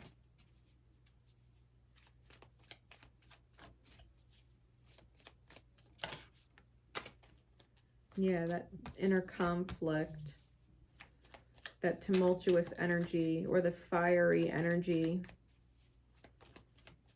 And I'm definitely hearing, like, things that come out of your mouth that people don't understand why that comes out of your mouth.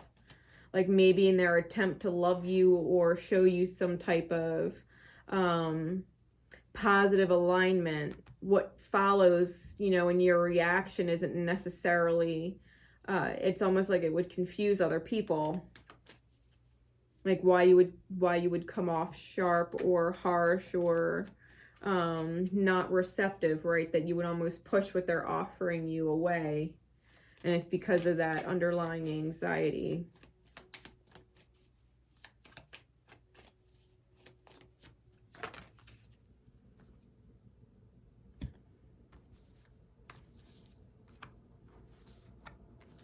Yeah, it's time for you to master your emotions. It's time for you to heal very, very deeply in that regard.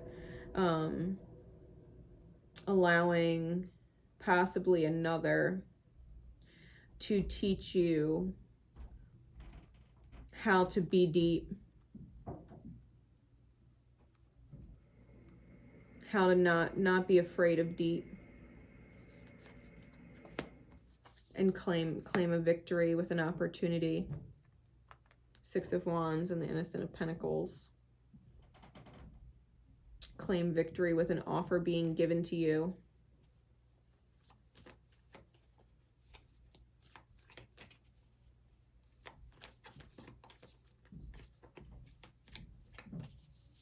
I feel like maybe for a long time you really were giving responses to people that, like, of all the responses, that was not the one that they thought you would come back with. It's almost like their intention was positive or good, and it was, I'm almost hearing like it jolted them.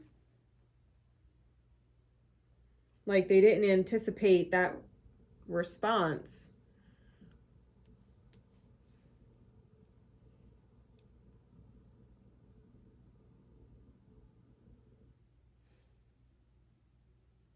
And it almost made them question themselves, and that was your own pain of questioning yourself, projecting out and being taken personal from other people. I think that's what's healing, and I think that's what you're rising out of. So Spirit, please, what is the reward? The victory and the opportunity presents itself with what? By allowing another to teach them how to go deep.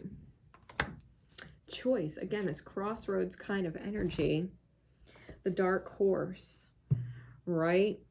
It's almost like believing that you're the dark horse, that you would never be the one to cross the finish line or never be the one to finish the race, and yet you are still choosing a path. And the card number 17 it reminds me of the star card, right? The healing. I think you're choosing to heal. This is your free will, courage, willpower, and change, right? Those are the key words on the card. I think you're making the conscious choice to be different, to let go of anxiety and or insecurity, not knowing your worth, which is solar plexus. I think the reward is that you're healing your self-identity, how you identify yourself. Being willing to change from the identity that you used to know or default to in your anxiety, and healing that. The reward is feeling more clarity, trust of self, making choices that you're willing to change, that you don't necessarily want to shock people or cause them confusion when they're making legit offers to give of themselves, their energy or their time, or invest in you. That you wouldn't reject it, right? That you wouldn't reject it. To be open, right? To be open to a new path with the self is the reward. I think you're no longer either stuck at the crossroads or going in circles, right? Because you very well could have been stuck for a long time having anxiety. Which path do I take? Which path do I take? Which choosing not to choose in and of itself was a path that left you stuck, right? I think you're finally deciding to move forward with a certain level of self that is going to benefit your overall outcome, to let the anxiety go.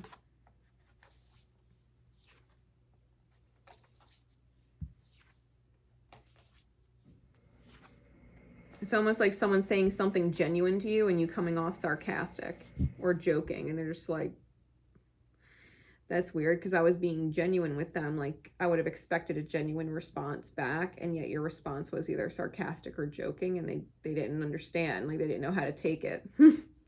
That wasn't what they were hoping for or anticipating.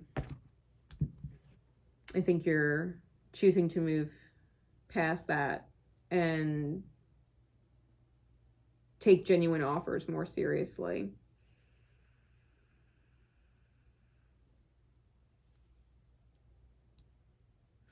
Even the smallest of offers, when they're genuine, are actually quite big. They're very big for people. All right, secret code name, the depths. Secret code name, the depths. here we go.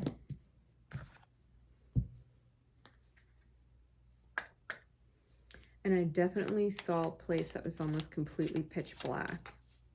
Not that there's light that can't be seen, but a place that's almost completely pitch black. So it's very, very deep. Very, very deep in the subconscious. Far away from the conscious reality. So you could definitely be dealing with past lives.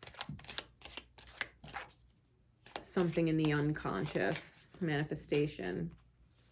Dealing with the vision.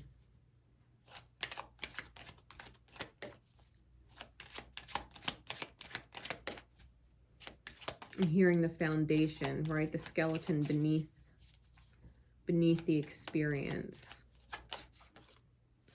And the strength you have there.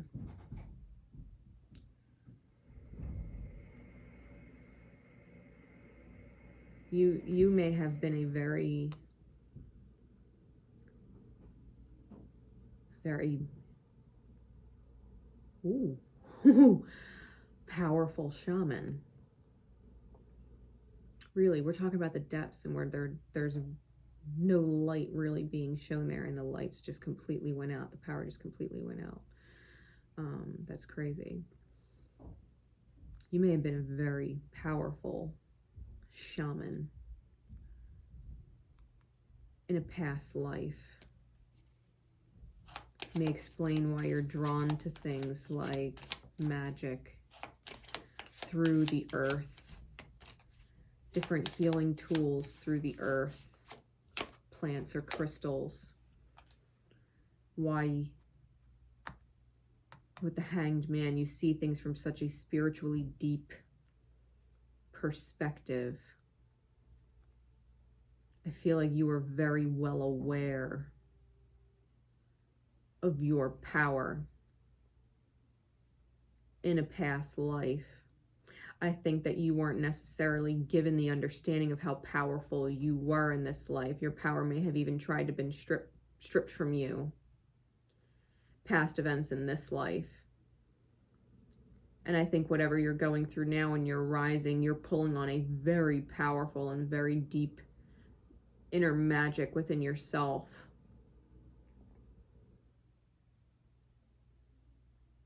I'm getting a really strong inner power energy.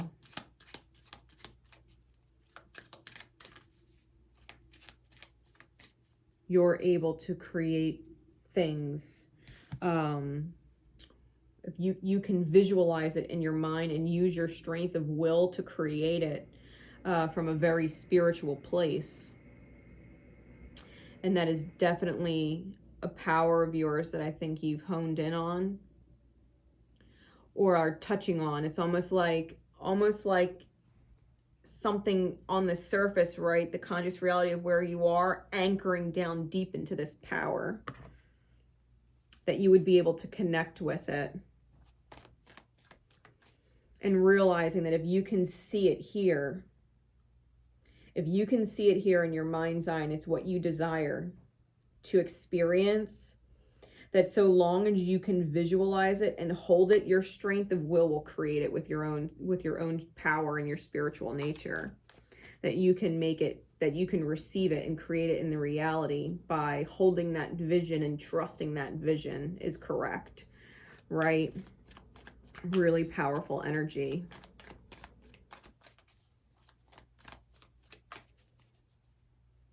Like you don't necessarily understand how it's going to happen. It's just whenever you hold the vision here, it manifests for you when you hold the vision.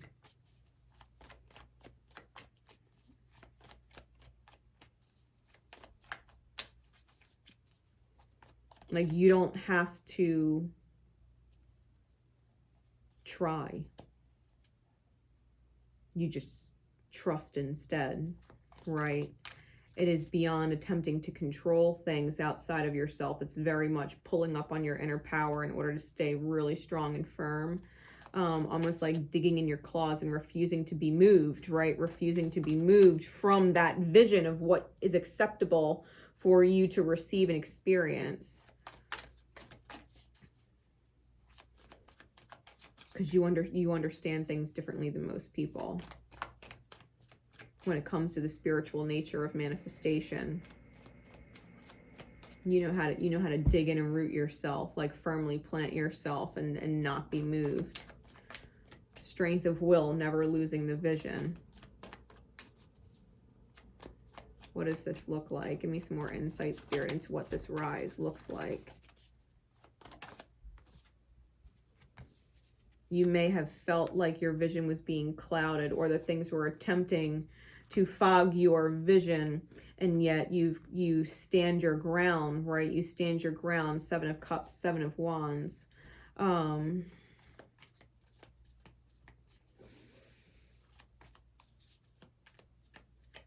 Almost defending your vision with a fierceness, like other things in the reality, the illusion could try and make you feel like your vision's not possible, and yet your ability to anchor into your power, a power that you have very distinctly and rooted, right, that your soul would never forget its power, that you have come to such an understanding of your power in a past life. You would defend your vision with a fierceness, despite the illusions trying to cloud your reality, that it doesn't look like it's possible, and yet it's 100% possible. You know what I mean? Almost like feeling like something or someone, like an energy has put a fog around you so that you doubt yourself. It's almost like something outside of you attempting to get you to doubt yourself, and yet you're so firmly rooted in your power that you will not doubt, right? You will not doubt your connection to your higher self or your spirit. I think this is being confirmed and validated for you with this moon. All of the energy surrounding it, leading up to it, everything. You're fucking strong. 6 of Pentacles. Yeah, you understand the equal give and receive with the universe. What you deserve, you get what you give. You understand this. And Spirit, the Spirit of Swords, the King of Swords, is mastery of the higher perspective, mastery of the bigger picture, mastery of the long game. I think you're really rising into this energy. What used to be fogged and clouded, trying to sway you to doubt your power is no more. I think your power is beyond question, beyond a doubt.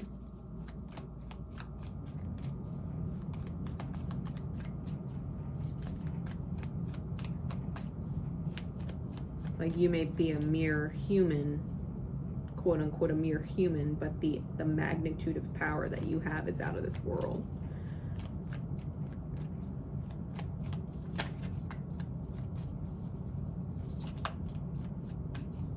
Anything else, Spirit, understanding this? Yeah, it's something you used to be conflicted about. Something that you were kind of tug of war with in yourself, because a part of you always knew your power, right? And yet you had this outer fog kind of pulling you to doubt, and there was this conflict within the self, feeling like you were powerless and yet being super fucking powerful. And I think you're finally realizing your power with this Ace of Wands. I think you're letting the internal conflict go, because it's almost like a splitting, right? The way these cards want to be laid out, it's almost like a splitting of the two. Like, you know what you deserve, and you were conflicted about why you weren't seeing it, and yet the bigger picture would have you realize it would you're fucking magic.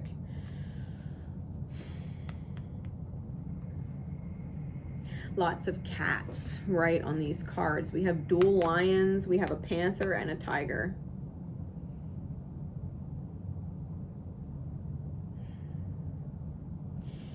If you don't have a cat, you should get one. If you don't have a cat, you should get one. I think at the end of the day, you are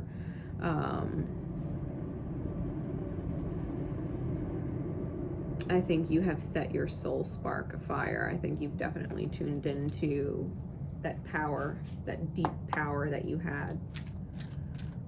I don't think there's any denying what you're capable of creating when you have trust and faith in your understanding of things. The reward is base chakra. This is reality. This is stability. This is trust. The reward is trust in the fire of the self, right? The depths of the self. This is your ability to create things in the physical 3D. I think if you knew you were a manifesting machine and didn't actually see how that was possible before, I think you're seeing it now. The fact that you are quite literally like a magic manifesting machine. Like, it's just a part of your nature. You can create anything when you're tuned into your will and trust in your power, trust in the divine that is within you, right? On a real note, like everything you wanted, like everything you want, everything you can see here that you want, your best daydreams, everything that you want, you can manifest all of it with trust, knowing that your strength and your own spirituality and your own understanding of your spirit will create it all, that you don't actually have to worry about anything, that you can literally trust what you can see all the way through, and that it will manifest. Your vibration is that powerful, and it's that high. It's that high. Don't doubt your alignment. It's fucking high. It's really fucking high.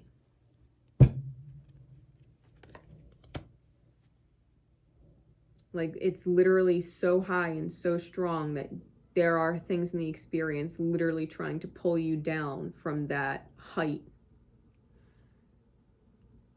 And so long as you trust your alignment, that you know you're aligned, you will manifest everything you want. Literally, every shift, every change, everything. Literally, it's just 2:22:02 on the clock. You're a co-creator with the universe. You're a fucking manifesting machine when you're in alignment with yourself, trusting yourself. Really, I don't even know if I could truly express the amount of power that I was picking up on.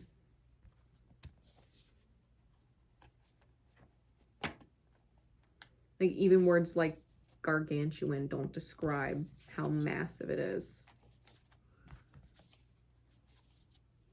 And how dense it is. Like, it's fucking huge.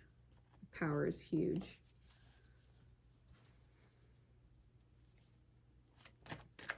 Wow. So, moving on. Secret code name. Breaking the surface.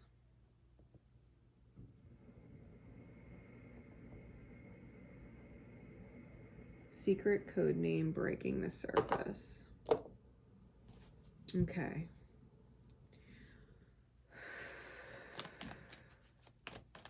And when I saw the visual for this, the secret code name, I kept getting what looked like a head of either a mermaid or a dolphin, like breaking the water, right? Like coming up and emerging out of the water. Could have even been a merdolphin, right? Like instead of a mermaid, it's like half human, half fish. It would be like half human, half dolphin, because it was I definitely got this image of like a dolphin's fin underneath the water, but it was more like a human's head coming off above the surface, right? Very interesting visualization. Dolphins are indicative of play, fun, units, right? Where there's multiple people, like communities or units. And joy, and they definitely have this I save you, you save me type energy. They protect each other. It was that kind of energy that was coming up, maybe to the surface, possibly for you to receive, feeling like you could receive it, or that you are it, right? That you are it, and therefore you're receiving it. that you would be in alignment with that energy, breaking the surface. We got the Devil, and it technically flew out in the reverse. So your milestone card, this is the releasing of the chains, the coming out of the depths, coming out of the dark places,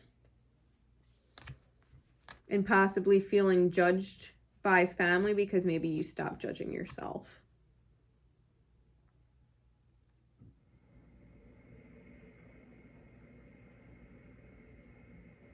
And maybe when you stop judging yourself and you're very self-accepting, that you would release yourself from your own chains.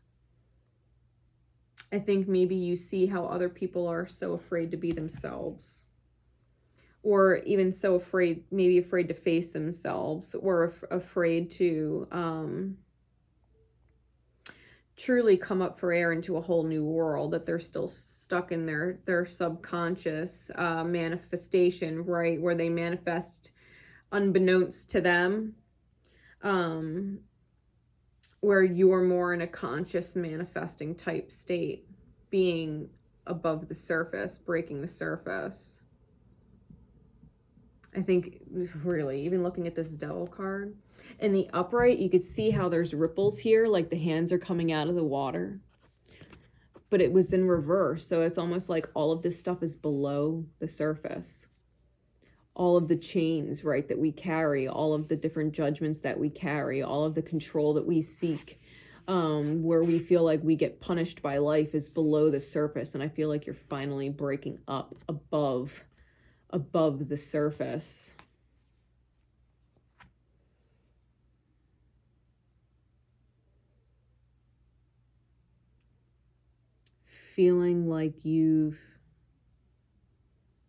Finally feeling like you've lived.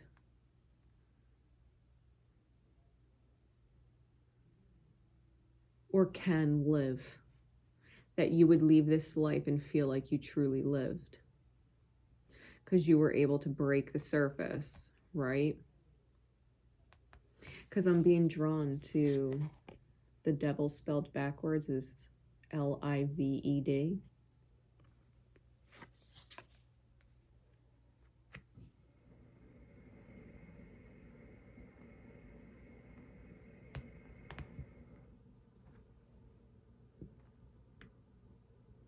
Yeah, when you're not afraid of being judged, you just simply live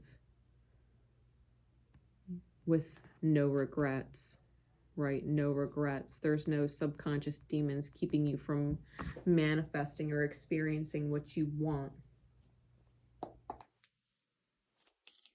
What insight, Spirit, please, can you give me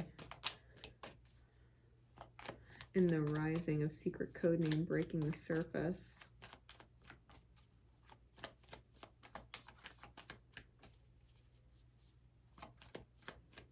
Really lots of emerging energy. Even the Judgment card is a resurrection card, right? Coming in typical tarot, you see this, the spirits or the ghosts coming up out of the coffins. It's almost like you were trapped below the surface of the coffin, the lid, for so long that your spirit is finally coming to the surface.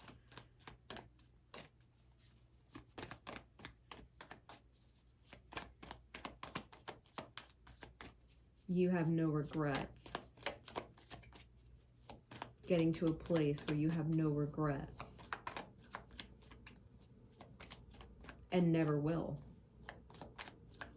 If you've had them before, you'll never have them again, right? No regrets. Becoming consciously aware.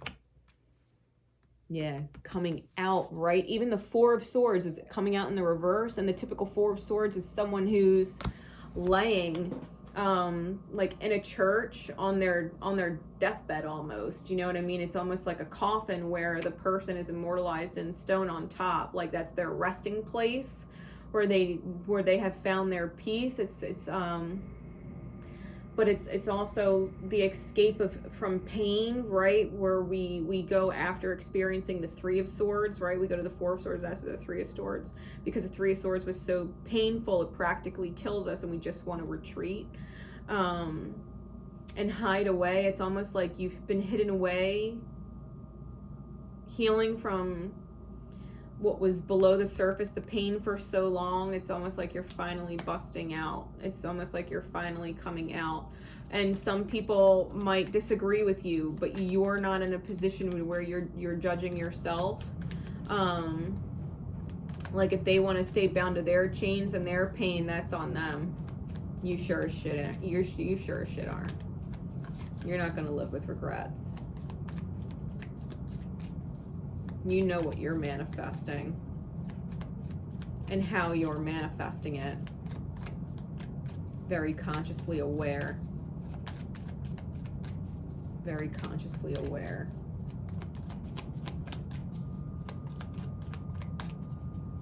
What else, Spirit? What insights can you give me into this rising for secret code name Breaking the Surface?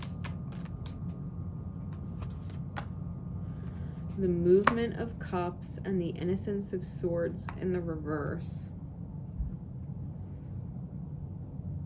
Expressing how much you love people, and yet not allowing their immature thinking, their what others would view as acceptable collectively is not necessarily acceptable to your spirit.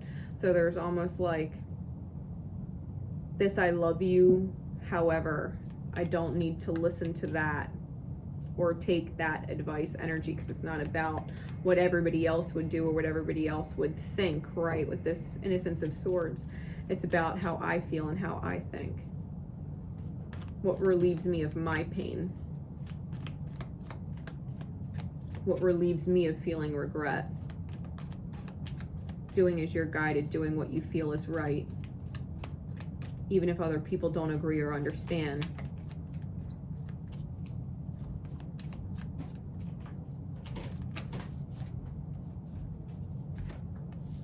Six of Coins, you're giving and taking with Spirit, and you're anchoring yourself in that choice.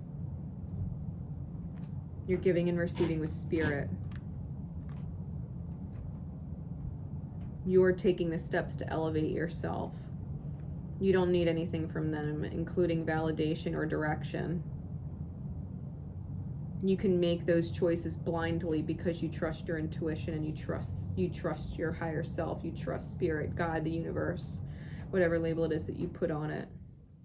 You trust you're being guided and protected. There's a lot of wisdom in that.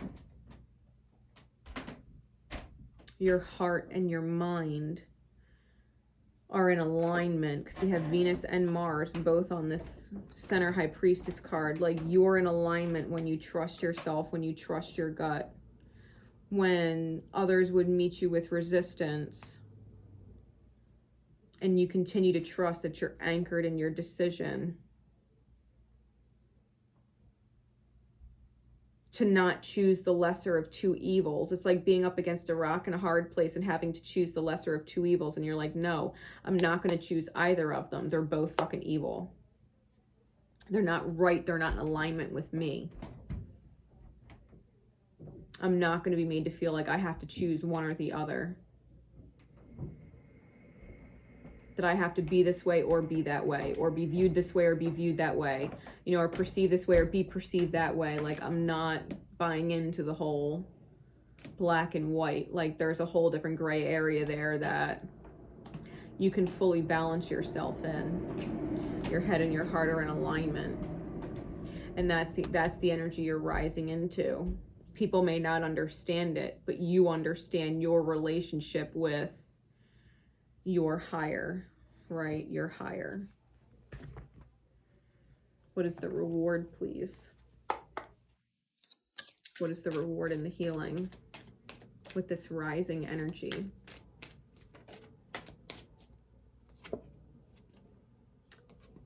Physical health. Your health improves.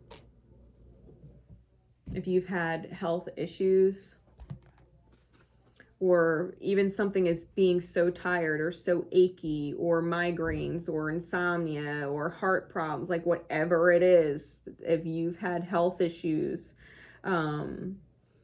being in this alignment of trusting your own self and not worrying about being in alignment with the herd.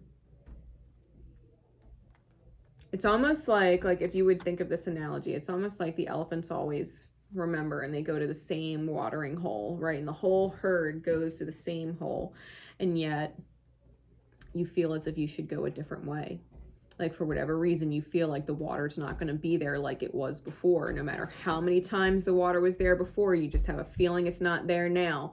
And the whole herd's like, no, go this way, follow us, go with the crowd, go with what we're doing, right? Go with what's acceptable to everybody else here, right? Do what we've always done, do what we've always done. And you're like, I just feel like there's water in this direction, and it's not that one. I'm just going to go this way. I'll leave my footprints in the sand, right? That you could come back and follow, because I have a feeling I'm just going to find what I'm looking for if I go this way. I know that's different from you. I know that's different from what everybody else would do, but it just feels so right to me. I can't ignore it, right? And being able to follow the beat of your own drum, truly, the reward is physical health, vitality, strength, how you view and see your body, and the balance of things going on within it. Your body heals when you take the chains off of karma, that people repeat karmic patterns. And I'm hearing Fleetwood Mac, like, you can go your own way, go your own way. You can call it another lonely day. But you're going your own way, and I think it's greatly benefiting you, or will be, right? If it's not already. I hope that helps. All right, secret code name, last one, dove feathers. Secret code name, dove feathers. And I literally saw like feathers on the ground, like multiple feathers, and I definitely heard the word dove. They were very soft, pillowy type feathers, right? They almost, like, you know how some feathers have those really wispy fluff at the bottom, and then it turns more into that, like, that solid feathery shape. It's kind of what I saw. So secret code name, dove feathers. If you're seeing feathers or like on the ground, or even in messages, right? Even in messages or images or things like cards, right? There's feathers on them. Actually, they're kind of like this.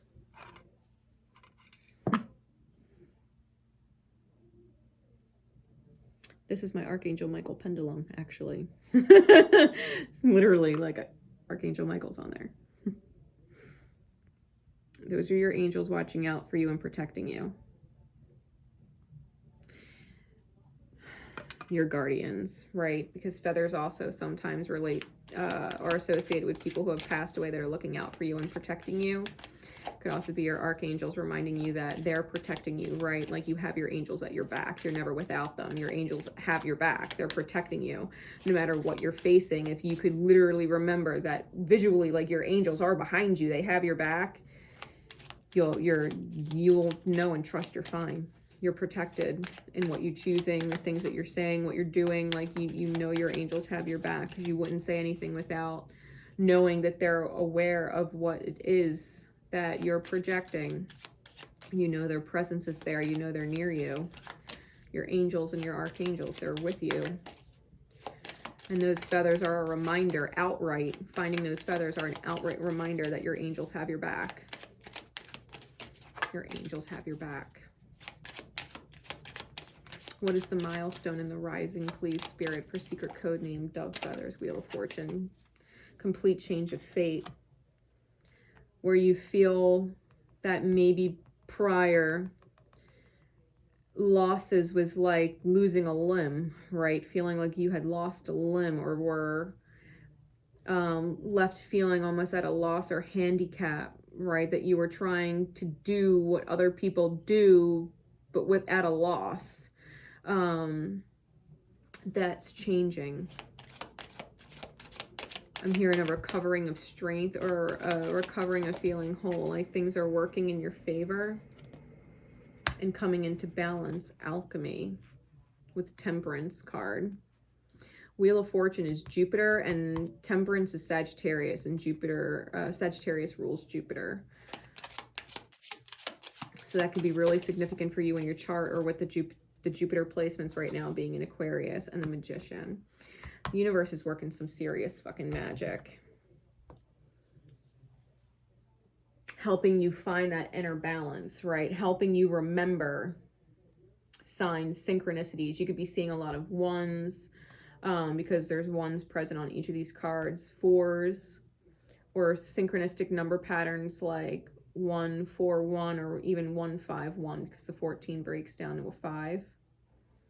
Like you're going to be seeing certain things, especially 141, because that's the initiation, right, of the self into a stable place. And 4 is a number that literally represents the angels and archangels, that they're with you and surrounding you.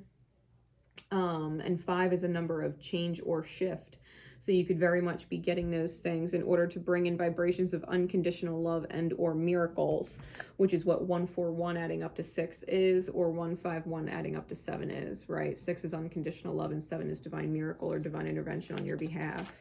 So know that, right? This is the milestone that you're moving into, and you're rising, trusting that your fate is truly changing, that things are alchemizing within the self right now, taking base elements or base experiences where you felt like you were at a loss or even bleeding out, right? That you would have, that you were weaker than others, and turning it into gold where you're finding your strength, like magic. Turning your maybe greatest quote unquote failures into your greatest blessings, and understanding that we never truly lose anything, that we're always gaining. Like your angels have your back, and they always have. 5 of Pentacles, feeling like you were cast out or not welcomed in by other people. Feeling like other people have an upper hand on you, or feeling like they came from more or a better start than you did. Again, that feeling of having to live life like you came from like you were handicapped, or that you came from a place of less than others, that they started off with better than you, or started off with better chances or better odds than you, and seeing the higher perspective of it. Your growth is able to reach different heights because of it. And I feel like you're able, again, Gemini in energy, to see and communicate the facts of the reality differently than others. Like you see where other people are truly privileged, where they don't. And realizing that maybe you are the one that has been truly privileged, coming from less, because for all of their privilege, they're completely ignorant and or blind, that they wouldn't be able to receive the value of you, or that you would be made to believe that you're worthless or value less because they don't place or haven't placed value on you, right? Because you came from a different background than they did, or a different start than they did, but that's what makes you so valuable. Yeah, it's releasing the 7 of Swords, releasing the illusion of lies and deceit with the self, seeing the value of yourself and your ability to choose and create complete transformation. We get the World and the Queen of Hearts. The Universe card is the World card in this deck. You're the Queen Bee. You're the sunflower. You know what I mean? You're the Emperor energy, the divine masculine energy that makes things happen. You see the universe, right? You literally see the star as his eye. People are, it's almost like people are fucking stupid not to heed your advice. You see their value when they don't see their own. You see the potential that they have with the choices they could make to grow, and they don't see their own. And I think the crux of this rising is seeing just how much you've grown, that you went from being or coming from a place that was handicapped or behind where others started, and yet came out more victorious than they ever would. It's almost like everybody started at the start line and you started 20 steps back before the race began. You know, everybody started at the start line and you were 20 steps back, and yet you were the one that finished because no one actually crossed the starting line. And you were just like, oh, what are y'all waiting for? And kept going. You know what I mean? So it's like, even though you didn't have the head start, you were still the first one to finish. I'm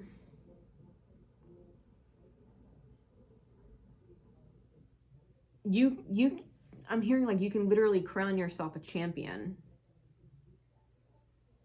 You know more from your experience, that your experience was more difficult or had more steps than other people. You have to understand that created a position for you now where you're ahead of the game. You see things differently because you weren't looking at the starting line right in front of you. You were looking at it from 20 steps back, like, I got to get there. And once you got there, you're like, okay, start, boom, let's go. You know what I mean? And you just kept going. Like, you didn't stop there where everybody else stopped.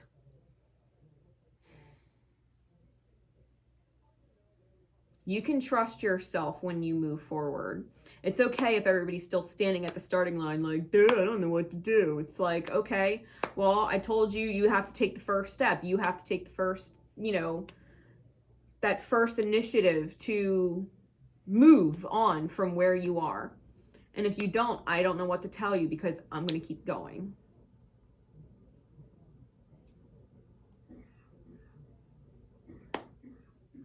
It's this vibe of, I'm going to keep going. I'm not going to get stuck here with everybody else. I came from behind, I caught up, and now I'm ahead, and I'm not about to lose that advantage, right? I'm not about to fall behind again. Like, I'm ahead and I'm going to keep my lead. I'm going to keep my lead. Make the right choices. You're making your highest good choices. You're transforming. You're ending a cycle of feeling like you're at a loss, or feeling like you're dealing with having half of what everybody else was given. You'll be the first one to reach the finish line.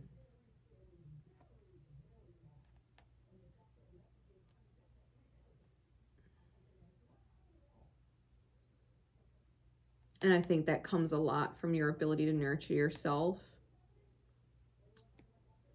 and deal with the fact that other people would rather stay stuck on the line and not actually take the journey, because they're fine where they're at. They don't really want to change and see what's beyond the start line. And you're just like, all right, suit yourself. Suit yourself. When you're ready to start taking steps forward, you'll meet me at the end one of these days. I'll be waiting there.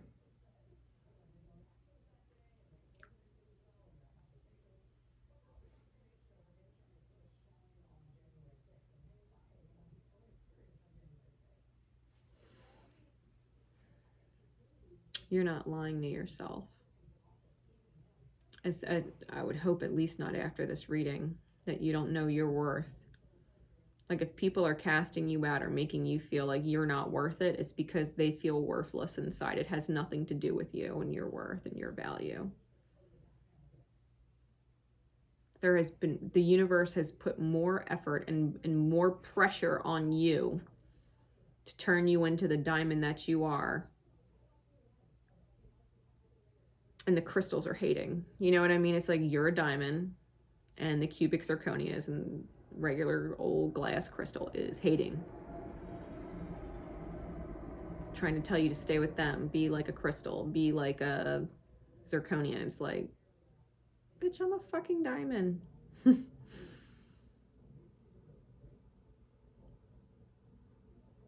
You can cast me out and reject me, but it's because I know my worth, and you're trying to bring me down to a level that I don't belong at. It's a rarity, right? The universe put you under so much pressure from the beginning, making you feel like you were coming from behind, that it literally pushed you into a place where you're more valuable. Under that pressure, you've become more valuable, more solid, more clear. What's the reward, please, Spirit, for this rising energy? Knowing your actual worth. You should be so fucking proud of yourself. That's why your angels have your back. Like, they would not let anything tarnish you or damage you or break you. Like, you're rare. You're rare. You actually made progress, you know what I mean? Like, in your life. Not just, you know, in the physical reality of things, but as a fucking soul, as a person, you've grown where others haven't.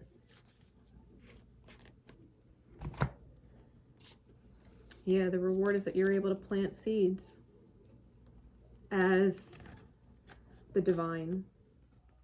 Crown chakra is where we connect with our divinity, and planting seeds. It's our responsibility to plant seeds. It's not our responsibility to drag people along in a you know, wagon, you know, and drag them to the finish line. But it's like, you know, you can cross that line.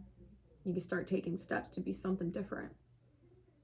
And they're like, oh, I don't want to. It's like, okay, that's cool. But I am. You just planted the seed and kept going. Plant the seed and kept going. Planted a seed and kept going. Like, you didn't get stuck ruminating anywhere. Right? It's understanding that the divine is now partnered with you, working through you, that it's almost like you're here on their vibration, doing what would be considered angelic work on their behalf. You're no longer like a quote-unquote regular unconscious human, just going through the karma. Like, you invest your time enough to plant the seed and then let nature take its course. Let nature help it grow. You planted the seed and nature does the rest. The divine does the rest. Time does the rest. You're just planting seeds and you keep on moving.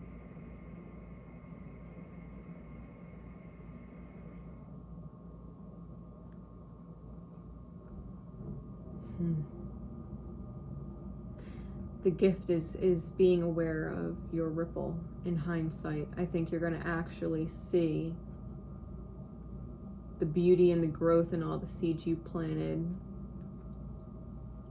years from now, even though you already understand the beauty of what it is you're giving to people. Even if they don't know its value, you do. Even if they don't know its value because they don't understand your value, you do. And one day they will. One day they will.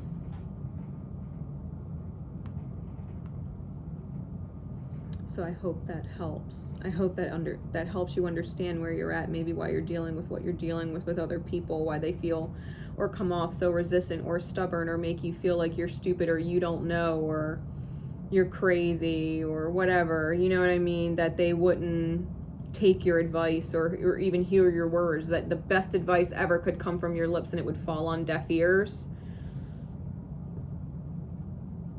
That's not your fault. That's not your fault that it's falling on deaf ears.